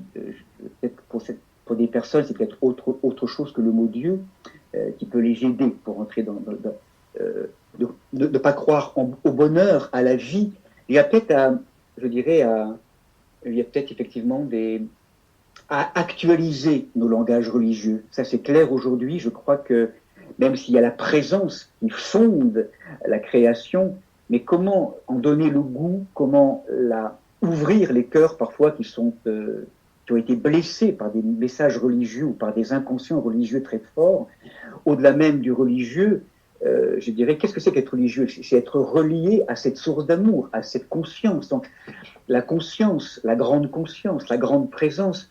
Je crois qu'après, on pourra trouver des mots pour dire, de toute façon, qu'on soit religieux ou pas, ou qu'on croit en Dieu ou pas, la fonction de ce que nous vivons, c'est de nous réveiller, c'est de nous percuter. Par contre, ce qui peut manquer aux personnes qui n'ont peut-être pas l'arrière-plan de l'esprit ou de la conscience derrière, c'est le sens, quoi. En fait, on est percuté, et à quoi ça sert? Et là, effectivement, on va se révolter, on va pas comprendre, c'est injuste tout ce que nous vivons, et on reste à l'extérieur, on reste victime. Donc c'est là où peut-être il y aura un accompagnement. Alors, les philosophies, tout un ensemble d'approches aujourd'hui, d'être à l'écoute de cela, pour pouvoir éclairer, faire comprendre que ce que nous vivons, c'est pas simplement quelque chose dont on est victime, c'est pour en faire une occasion de conscience. Mais là, c'est vrai que je crois que c'est au-delà de croire en Dieu ou pas en Dieu, c'est simplement que de ce que nous vivons, on va essayer d'en faire un accès à une vie plus haute, plus grande, plus profonde, plus vivante. Donc je crois que là, ça peut concerner tout le monde aujourd'hui, ça. C'est comment... Alors, tout le monde... tout le monde qui le souhaitera, je dirais, les personnes qui vraiment consentent à quitter l'ancien monde, parce que là aussi on peut s'arc-bouter sur cet ancien monde et ne pas vouloir le quitter. Et donc, ben voilà, cette fonction de ce que nous vivons est de nous percuter, de nous réveiller et de nous retourner pour que deux personnes qui étaient athées, athéos, sans lumière, sans Dieu, dans ce retournement, accompagnés, et peut-être là, ça serait important que nous soyons présents, enfin, tous autant que nous sommes, chacun dans nos traditions, dans nos témoignages, on va découvrir cette présence que je ne connaissais pas au milieu de moi et qui va se révéler. Vous savez, moi j'étais très touché pendant les temps de confinement, premier confinement qui était très clair. Moi j'ai eu des personnes qui m'ont témoigné à quel point le confinement avait été pour eux un temps d'éveil. Vraiment une expérience profonde, vraiment d'éveil, hein, une expérience d'ouverture des consciences très forte. Et où là, ces êtres se sont retrouvés vraiment face à une expérience, à un vécu totalement nouveau. Hein. Donc, je crois qu'aujourd'hui, moi j'ai la sensation que ça va très vite aujourd'hui. Quand on fait quelque chose de déplacé, on a la sensation que dans la matière, très vite, on a le retour, mais il me semble, comme moi je l'ai vécu personnellement dans des actes aussi, aujourd'hui je trouve qu'il y a une espèce de réactivité de la matière du monde qui est extrêmement forte, qui fait que lorsque on agit dans un sens qui n'est pas juste, bam, très vite on retrouve, je l'ai vécu personnellement, c'est très concret, on reçoit vraiment la rectification, l'ajustement nécessaire pour nous retourner et pour véritablement aujourd'hui plus que jamais on entende ça c'est plus possible, il faut que ça change. Plus que jamais. Là, aujourd'hui, on est face à une exigence du vivant. Dialogue avec l'homme, nous en parle beaucoup aussi. Là, il y a maintenant une impérative. Il y a quelque chose de, je dirais, d'une exigence qui est là. On est invité à une urgence pour que ça change, vraiment. Lorsque, dans les dialogues à Marguerite que je vois, tu me corriges, mais lorsque, très vite, dès le début, Gita commence à avoir des questions un peu comme ça, l'ange vient rectifier et dire maintenant, ça suffit. Il faut maintenant que tu plonges. Il y a cette invitation à plonger. Et là, aujourd'hui, c'est ça. Donc, pour qu'on soit vraiment confronté à cette expérience, donc, bon, accompagnons, prions aussi pour la conversion, pour que les personnes que un maximum de personnes soient éclairées. De plus en plus de personnes sont en prière, en méditation, accompagnent, participent à cette conscience collective d'une sage-femme, pour que de plus en plus d'êtres aussi autour reçoivent quelque chose de cette transmission. Hein. Là, c'est pas simplement mystique, c'est de la physique quantique. Hein, c'est-à-dire, je dirais, acquérir la paix intérieure et une multitude sera sauvée. Hein, ça, c'est Saint-Séraphin de Sarov, mais c'est aussi, voilà, c'est la physique quantique là maintenant. Hein, donc, s'il y a un lieu en toi qui est en paix, qui prend conscience, n'oublie pas que tout cela va aider des êtres à prendre conscience aussi de leur côté, à dénouer, je dirais, les choses. Hein. Donc ça, c'est vraiment important hein, donc, dans notre chemin. Alors, quelle comparaison est-il possible de faire entre le livre d'Enoch et le livre d'Apocalypse? Alors, le livre d'Enoch est aussi un livre, bien sûr, apocalyptique. C'est un livre apocryphe de la tradition juive. Alors, moi, je ne le connais pas assez, le livre d'Enoch. De toute façon, ce sont des littératures qui vont nous parler, je dirais, du même processus de dévoilement. Ce qui est caractéristique pour moi du livre de l'Apocalypse, c'est qu'il y a vraiment une continuité, je pourrais dire, d'une vision. C'est particulièrement opératif. Moi, il me semble que c'est le livre aujourd'hui qui parle très profondément pour la Pâque des nations que nous vivons. Et quand je parle de la Pâque des nations, je fais référence à la Pâque juive, la sortie du peuple hébreu de la terre d'esclavage pour une terre promise. Nous le vivons aujourd'hui du point de vue du collectif de l'humanité. Nous quittons une ancienne terre d'esclavage, d'un ancien monde, pour aller vers un nouveau monde dont nous ne connaissons pas encore le contour, hein, comme les apocalypses que certains vivent enfin, de manière très concrète.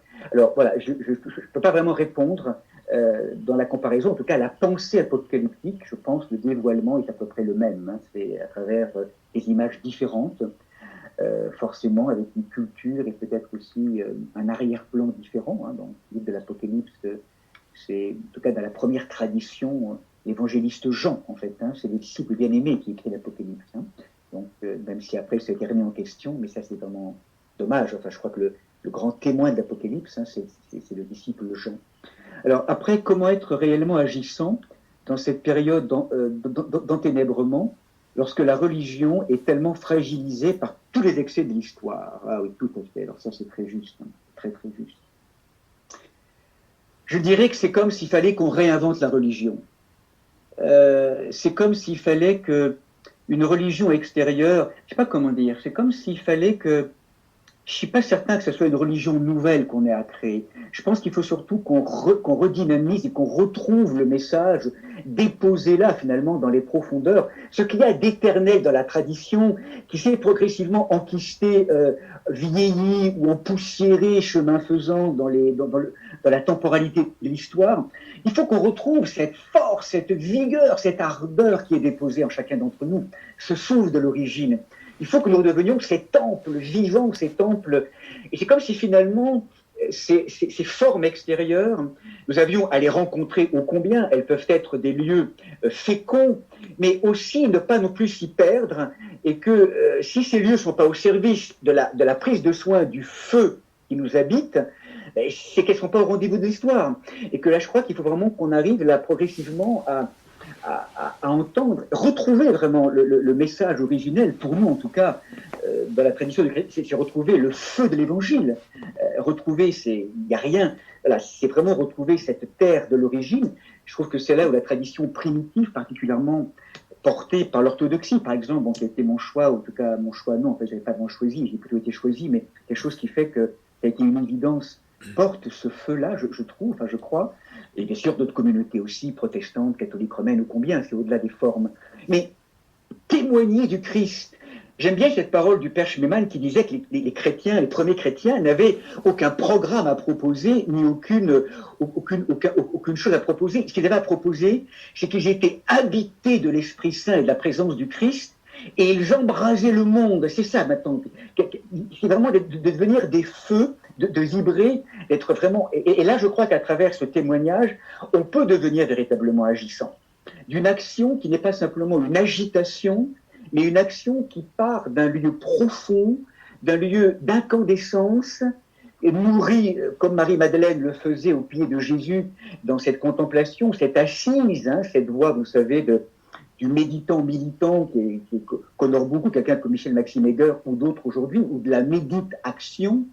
Comment, je dirais, pour être véritablement agissant, il y a aussi d'abord à retrouver cette assise profonde.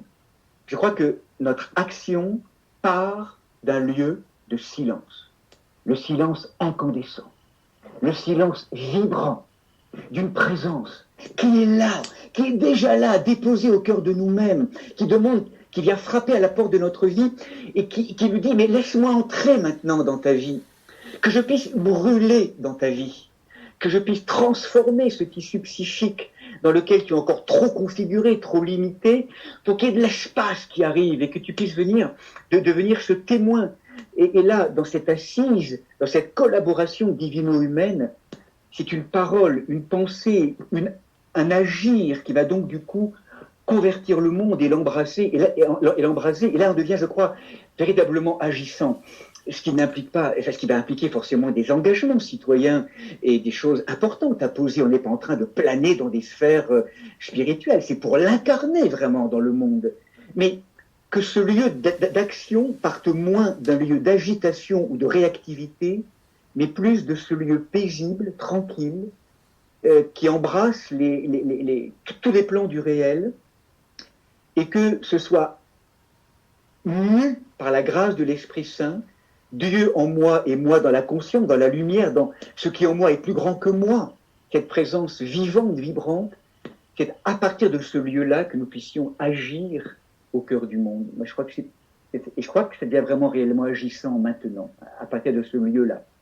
Ça se transforme. C'est une contagion du vivant, de plus en plus. Hein, et chacun, dans nos pratiques, Marguerite en parle aussi avec Aurélie, avec tout le travail du dialogue avec l'ange, c'est cette mise en lumière aussi de manière différente et en même temps complémentaire, les traditions spirituelles. Bon, bien sûr, moi, en tant qu'évêque, c'est à partir de ce lieu du Christ qui vraiment est ressuscité. Donc cette matière glorieuse, finalement, cette matière de gloire, voilà, donc, qui est donc concerné. Alors, donc là, une autre question. Dans le dialogue avec l'ange, les anges éveillent les 4 amis. Dans le livre d'Enoch, les anges se font appeler des veilleurs et ils apportent, tel Prométhée, le feu aux hommes. Ces anges sont-ils les mêmes ou faisant partie du même groupe d'anges qui seraient déchus? Disons que parmi les anges, c'est un peu comme les êtres humains finalement. Les anges, au départ, en tout cas nous dit la tradition angélologique, les anges ont été créés comme étant les premières créatures. Ce sont ce que Serge Bulgakov appelle les dieux seconds. En fait, ils ont été créés comme étant des lumières qui reflétaient la grâce de Dieu. Et en fait, dans la tradition des pères, des anciens, d'ailleurs dont le livre d'Enoch aussi parle, l'Apocalypse des traditions juives, en fait, il y a eu comme un plan, quelque chose qui veut... L'ange est créé, c'est une matière créée, qui a une forme de corporéité invisible qui est créée. Donc il a une forme de liberté aussi, l'ange.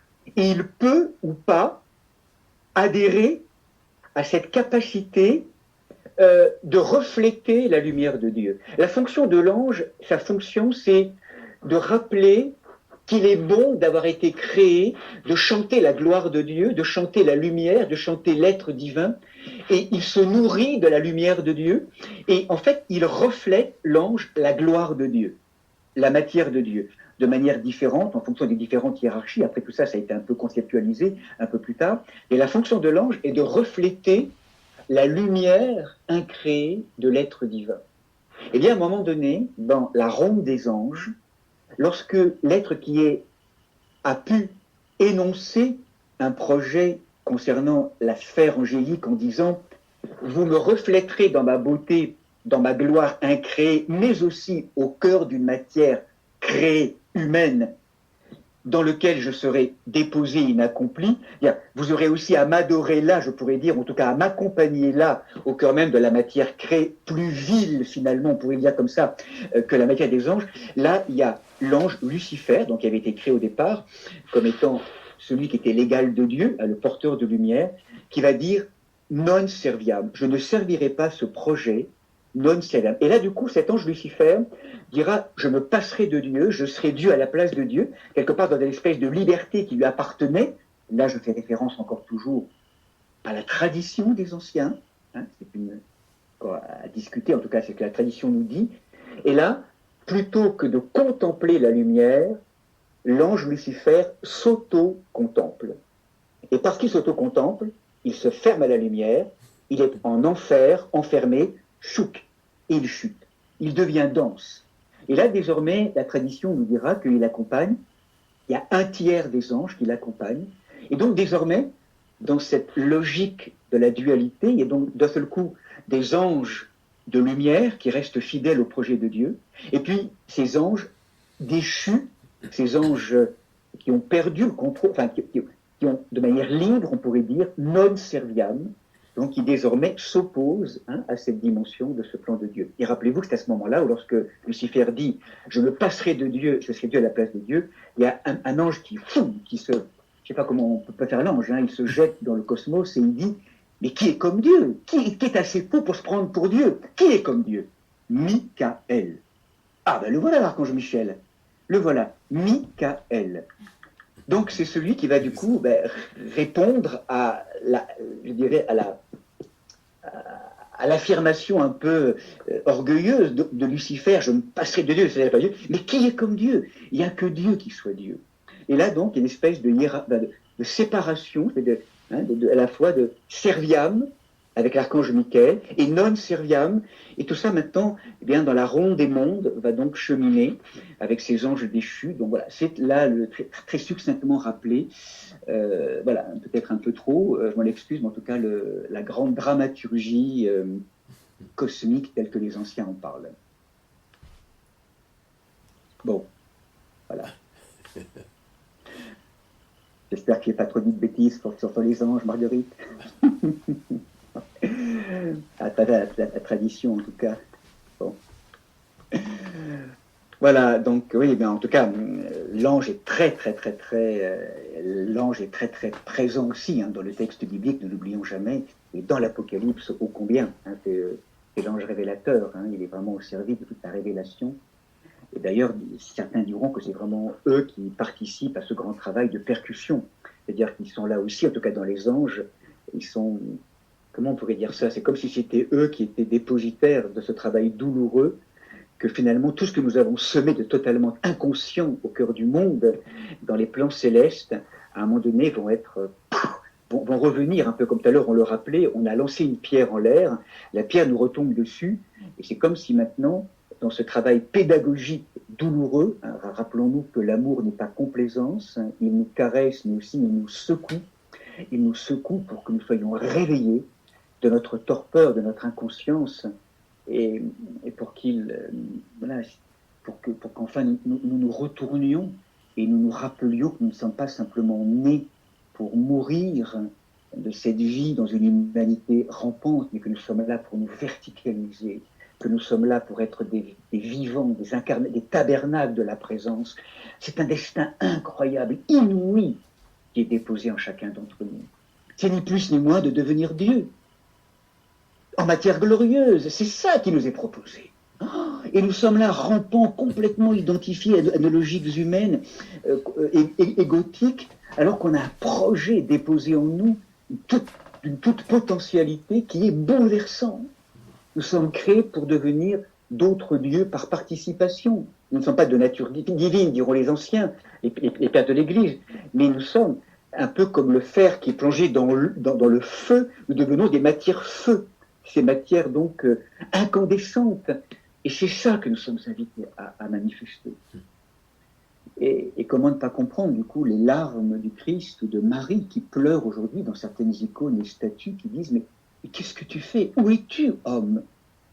Où es-tu, homme ?» Lorsque nous avons parfois tendance à dire « Où es-tu, Dieu, et qu'est-ce que tu fais? Où es-tu, Dieu? Qu'est-ce que tu fais devant tout ça ?» Mais qui entend la parole venant du ciel ou de la conscience qui dit « Mais où es-tu, homme? Et qu'est-ce que tu fais pour que ça change ?»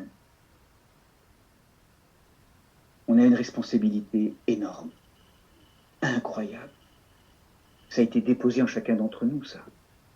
Mais là, il nous faut redevenir sujet. Il faut qu'on quitte la plainte, il faut qu'on quitte cette espèce de manière aussi de croire que toujours tout nous est dû. Tout est un don et que vraiment de redevenir disciple de la vie. Et que tout ce que nous vivons actuellement est au service de cette verticalisation, voilà, de ce redressement et de ce retournement vers pour l'avènement de cette dignité. Nous sommes des êtres couronnés de lumière, de gloire. Nous sommes des êtres de feu. C'est notre destin. Nous sommes créés pour devenir cela. C'est cela que nous sommes invités à devenir. C'est bouleversant.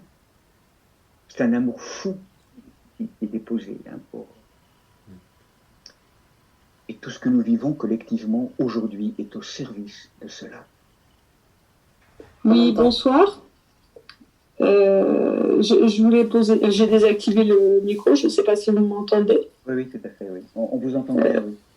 Vous avez parlé d'unité et d'immunité. Est-ce que vous pouvez revenir dessus? C'était intéressant, je trouve. Oui, c'est quelque chose là, que j'ai entendu de la part d'un je ne sais pas s'il est médecin ou qui a fait ce lien qui m'a beaucoup touché pour nous en tout cas, de cette immunité dont il est beaucoup question en ce moment, avec cet hymne à l'unité. Et d'un point de vue thérapeutique, je trouve ça intéressant. C'est-à-dire que c'est comme si, en fait, nous avons perdu l'immunité, parce qu'il est beaucoup question, en fait, il est beaucoup question, je dirais, de cette dimension d'immunité aujourd'hui, voilà, avec toutes ces grandes questions, ces thématiques. L'immunité. Hein, le mot immunis, littéralement en latin, c'est être libre, être exempt de, être immunisé. L'immunité, finalement, on est en train d'entendre cette immunité perdue d'un point de vue spirituel, hein, parce qu'on parlait avec Aurélie un jour en se disant que on est en état d'urgence sanitaire, mais je pense qu'il faudrait qu'on décrète un état d'urgence spirituel. C'est-à-dire que cet état d'urgence spirituel, c'est justement de prendre soin de cette immunité spirituelle. Donc il y a la prise ces vitamines, de toutes ces plantes, de toutes ces médicaments, puis de toutes les médicaments, en tout cas, c'est logique d'une alimentation saine. Là, je parle pas simplement de cela, je parle de cette immunité profonde, ontologique, comme si vous voulez, nous avions perdu notre immunité parce que nous avons perdu notre identité d'enfant de Dieu.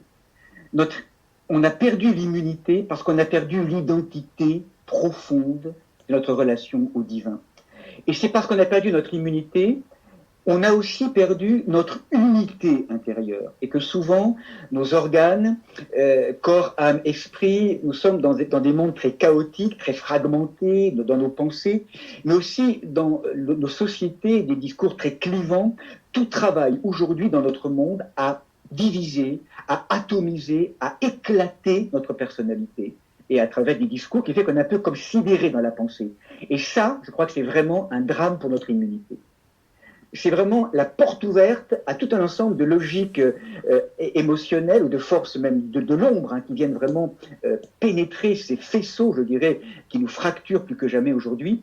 Et tout notre travail, finalement, c'est tout ce que nous pouvons, c'est ramener, reconcentrer, revenir au cœur, pour ramener tous nos corps, je dirais, dans cette unité, pour que, à nouveau, de manière consciente, et ça c'est tout le travail de reconcentration dans le cœur qui est vraiment le centre absolu de l'être humain, retrouver le cœur, c'est quelque part, je pourrais dire, retrouver ce silence tranquille, et dans ce silence tranquille, c'est réentendre le chant de nos protéines chantent.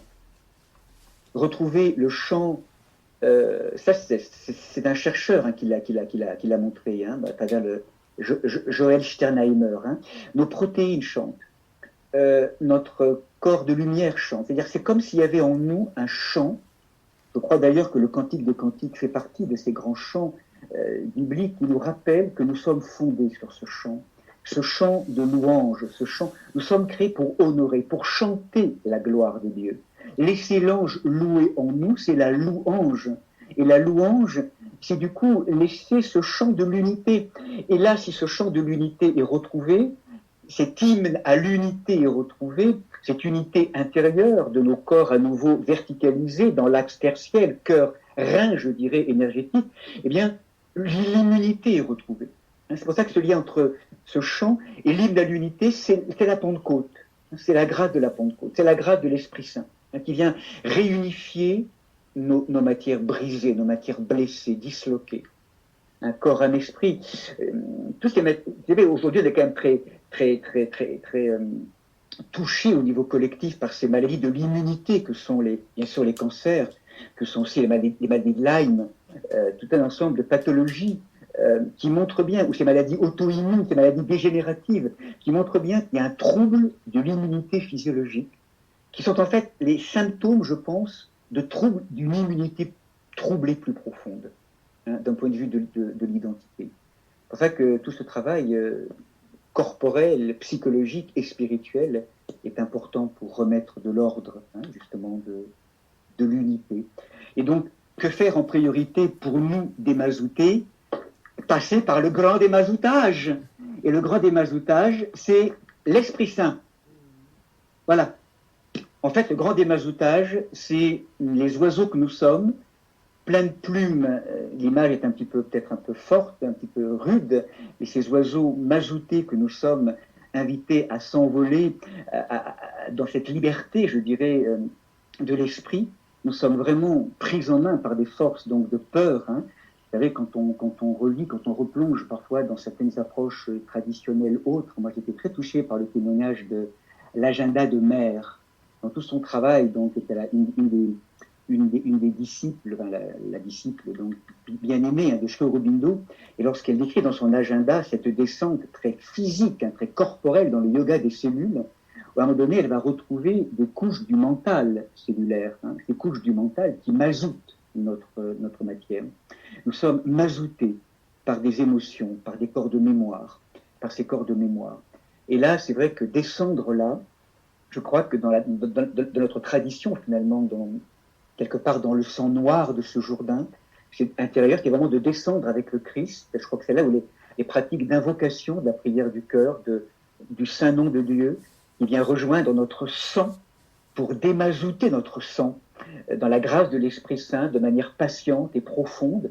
D'ailleurs, vous vous rappelez que Mère, à un moment donné, dans l'expérience qu'elle fait, dans le mantra qu'elle va chanter, qu'elle va trouver, en fait, va finir par travailler, je dirais, par déplier toutes ces cellules qui avaient été de manière imbécile, pliées de manière réactive depuis tellement d'années, et comme si à travers le mantra, l'invocation du Saint-Nom, le son vibratoire du mantra, alors en Inde, mais aussi pour nous, par exemple, dans nos pratiques intérieures, eh bien, à partir du moment où on va donner tout pouvoir à cette force guérissante pour nous du Christ, médecin des âmes et des corps, dans l'Esprit Saint, tout ce travail de démazoutage progressif va se faire, en tout cas sont des pratiques, bien sûr aussi, de prise de conscience de nos maladies de l'âme, dans ce travail de sacramentel, je dirais, dans le cadre de l'Église, le sacrement de réconciliation, l'Eucharistie, tous ces sacrements sont là également au code de l'Église pour être des remèdes, pour nous guérir, je dirais,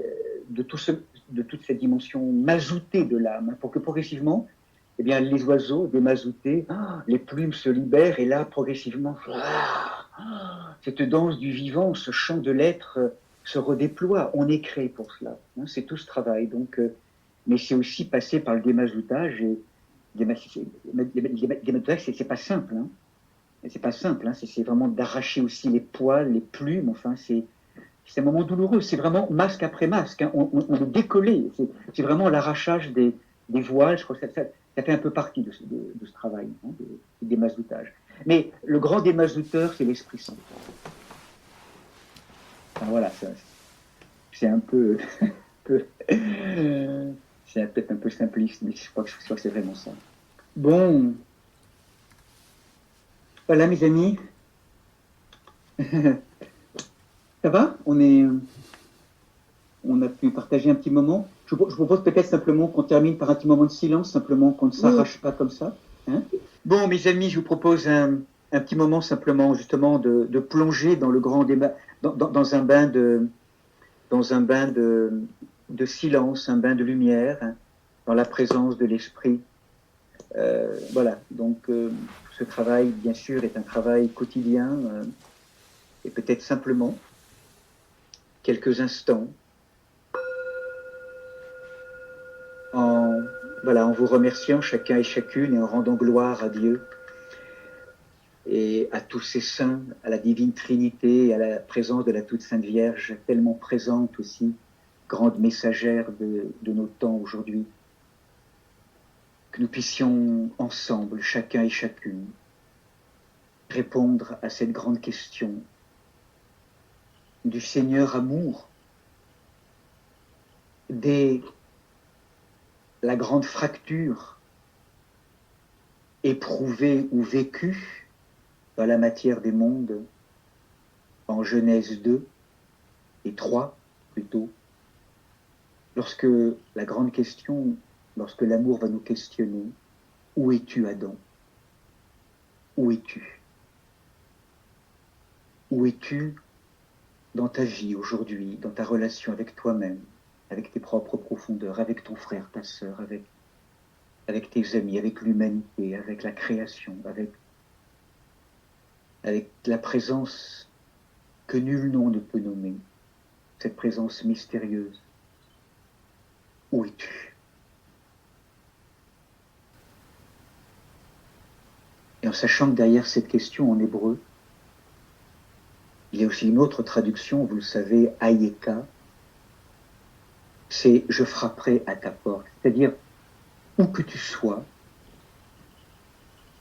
enfermé, mazouté, apeuré, ne voulant pas forcément rentrer dans ce processus ou ne pouvant pas, je viendrai frapper à la porte de ta vie, par un symptôme, par un signe, par une rencontre, pour te rappeler cette promesse inouïe qui est déposée en toi, ce pacte de l'alliance déposée en toi, ce pacte oublié. Et ce que j'attends aujourd'hui de toi,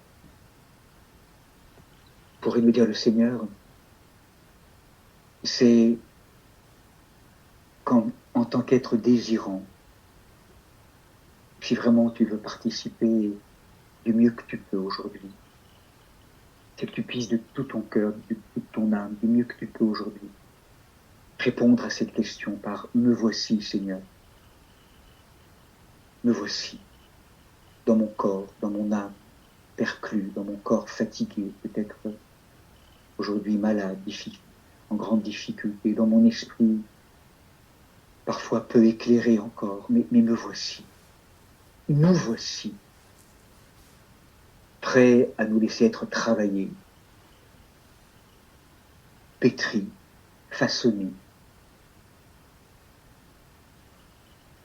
par ta grâce. Apprends-moi, Seigneur, à dire oui. Apprends-moi à t'aimer tel que je suis. Apprends-moi à me laisser être aimé. À croire que c'est possible, que c'est pour moi aussi. Cet immense amour. Ce destin inouï.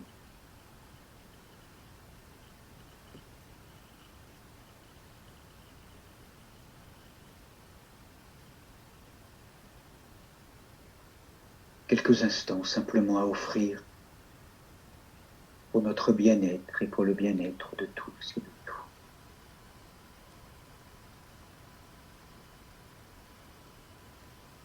Roi céleste consolateur, Saint-Esprit de Dieu, toi qui es partout présent, qui remplis tout, trésor des grâces, donateur de vie, lumière, viens, viens et demeure en nous. Purifie nos cœurs, toutes ces plumes, de tous ces mazots qui nous enténèbrent, de toutes ces souillures, et sauve nos âmes. Toi qui es bon. Amen. Amen. Amen.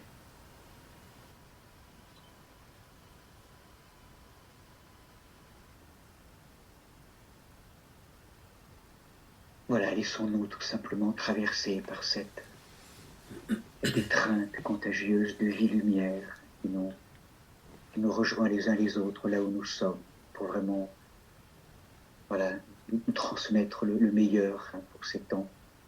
Vous souhaitez dans cette fête de Noël le meilleur pour ces prochains jours. Voilà, que cet enfant de lumière qui nous rejoint, qui s'enfante doucement, qui puisse nous rappeler tout ce chemin, cette maternité essentielle. Voilà, joyeuse fête de Noël, chacun et chacune.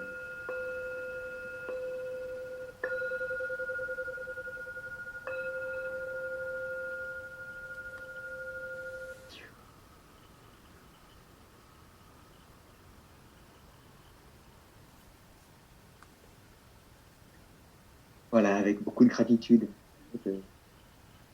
Merci infiniment pour tout. Donc on est un peu plus tard, il est un peu plus de 22 heures. Mais merci en tout cas pour pour votre patience et belle fin de soirée. Vraiment, du fond du cœur. Soyez bénis. Amen. Iggy. Iggy. C'est 3 lettres. E, J, J, G. J, J, G, J. Iggy. J. Iggy. Et ça, c'est une force ascensionnelle, comme une spirale qui amène vers le haut.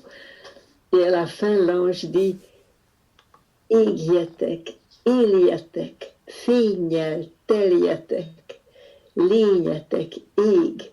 Tu entends, c'est c'est brûler, vivez, remplissez-vous de lumière. Votre être brûle. C'est exactement ça. C'est le grand accoucheur, l'ange. C'est vraiment Oui. accompagne. C'est très beau quand tu as parlé de ces miroitements. Hein. C'est très beau. Oui. Bon, mais voilà, en tout cas. On a du mal à cliquer sur. On est hors du temps et quitter, c'est revenir dans le temps. C'est pas facile, là, mais c'est merveilleux, cette convocation que tu as rappelée de honorer ce pacte primordial. Oui, tout à fait. C'est déposé en nous, là. Et verticaliser l'épreuve. Oui. Merci, tellement riche, tellement beau. Et ces 4 étapes, j'ai beaucoup aimé ces 4 étapes de retournement, enfin, ajustement, tu vois, d'abord la percussion, l'ajustement, retournement, oui, accouchement et enfantement et avènement. Oui, C'est vraiment un fil qu'on retrouve dans l'Apocalypse. Absolument. Et dans le dialogue avec l'ange. Dans tous les textes. La délivrance, c'est tout à fait. La délivrance de mes projections, de mes schémas, de mes représentations, de mon cinéma. Exactement, oui. Le grand bazar. Ouais. Il y a une très belle statue du XIe siècle japonaise en bois qui représente un moine à qui on demande qui es-tu pour dire comment t'appelles-tu. Et on voit sur la statue de bois, mais je te l'enverrai, que son visage s'ouvre, son visage de moine s'ouvre et il y a Bouddha qui apparaît dans la statue en bois. On voit comme une sorte de peau qui était sa personnalité, et il y a la lumière de Bouddha qui apparaît, ce je suis qui apparaît. C'était magnifique. Tu aurais pu mettre aussi l'image de la peinture de Frédéric quand elle... Oui, tout à fait. Oui, j'avais pas forcément les références. Parce que moi, je l'utilise beaucoup dans le dialogue avec l'ange, parce qu'il y a ces 3 visages, et le 3e est pur. Oui. Je l'avais effectivement vu à Saint-Michel. Oui, voilà, merci. Aurélie, c'est ça. Oui, tout à fait. L'ange qui éclaire le visage par son sourire, le visage de Frédéric, et derrière, il y a ce visage réel, la seule réalité qui apparaît. C'est sublime. Merci Aurélie. Elle est affichée à mon bureau depuis l'exposition. C'était assez rapide à trouver. Ah oui, c'est sublime. On voit très bien. Merci. Sublime. Et on sent que ça se fait. Ça se construit, ça se crée, ça se tisse, j'ai l'impression. C'est un tissage, en fait. Voilà. Merci. C'était une danse céleste. Hein? C'était une danse céleste. Merci. Avec une légèreté, une fluidité. Tu nous as démazouté, vraiment. Gloire à Dieu, vraiment. Puis on s'est démazouté tous ensemble. Hein, non, mais oui, c'est l'Esprit Saint qui nous a démazouté. Merci beaucoup. Merci. Ouais, à bientôt. Merci. Merci. À bientôt. À bientôt.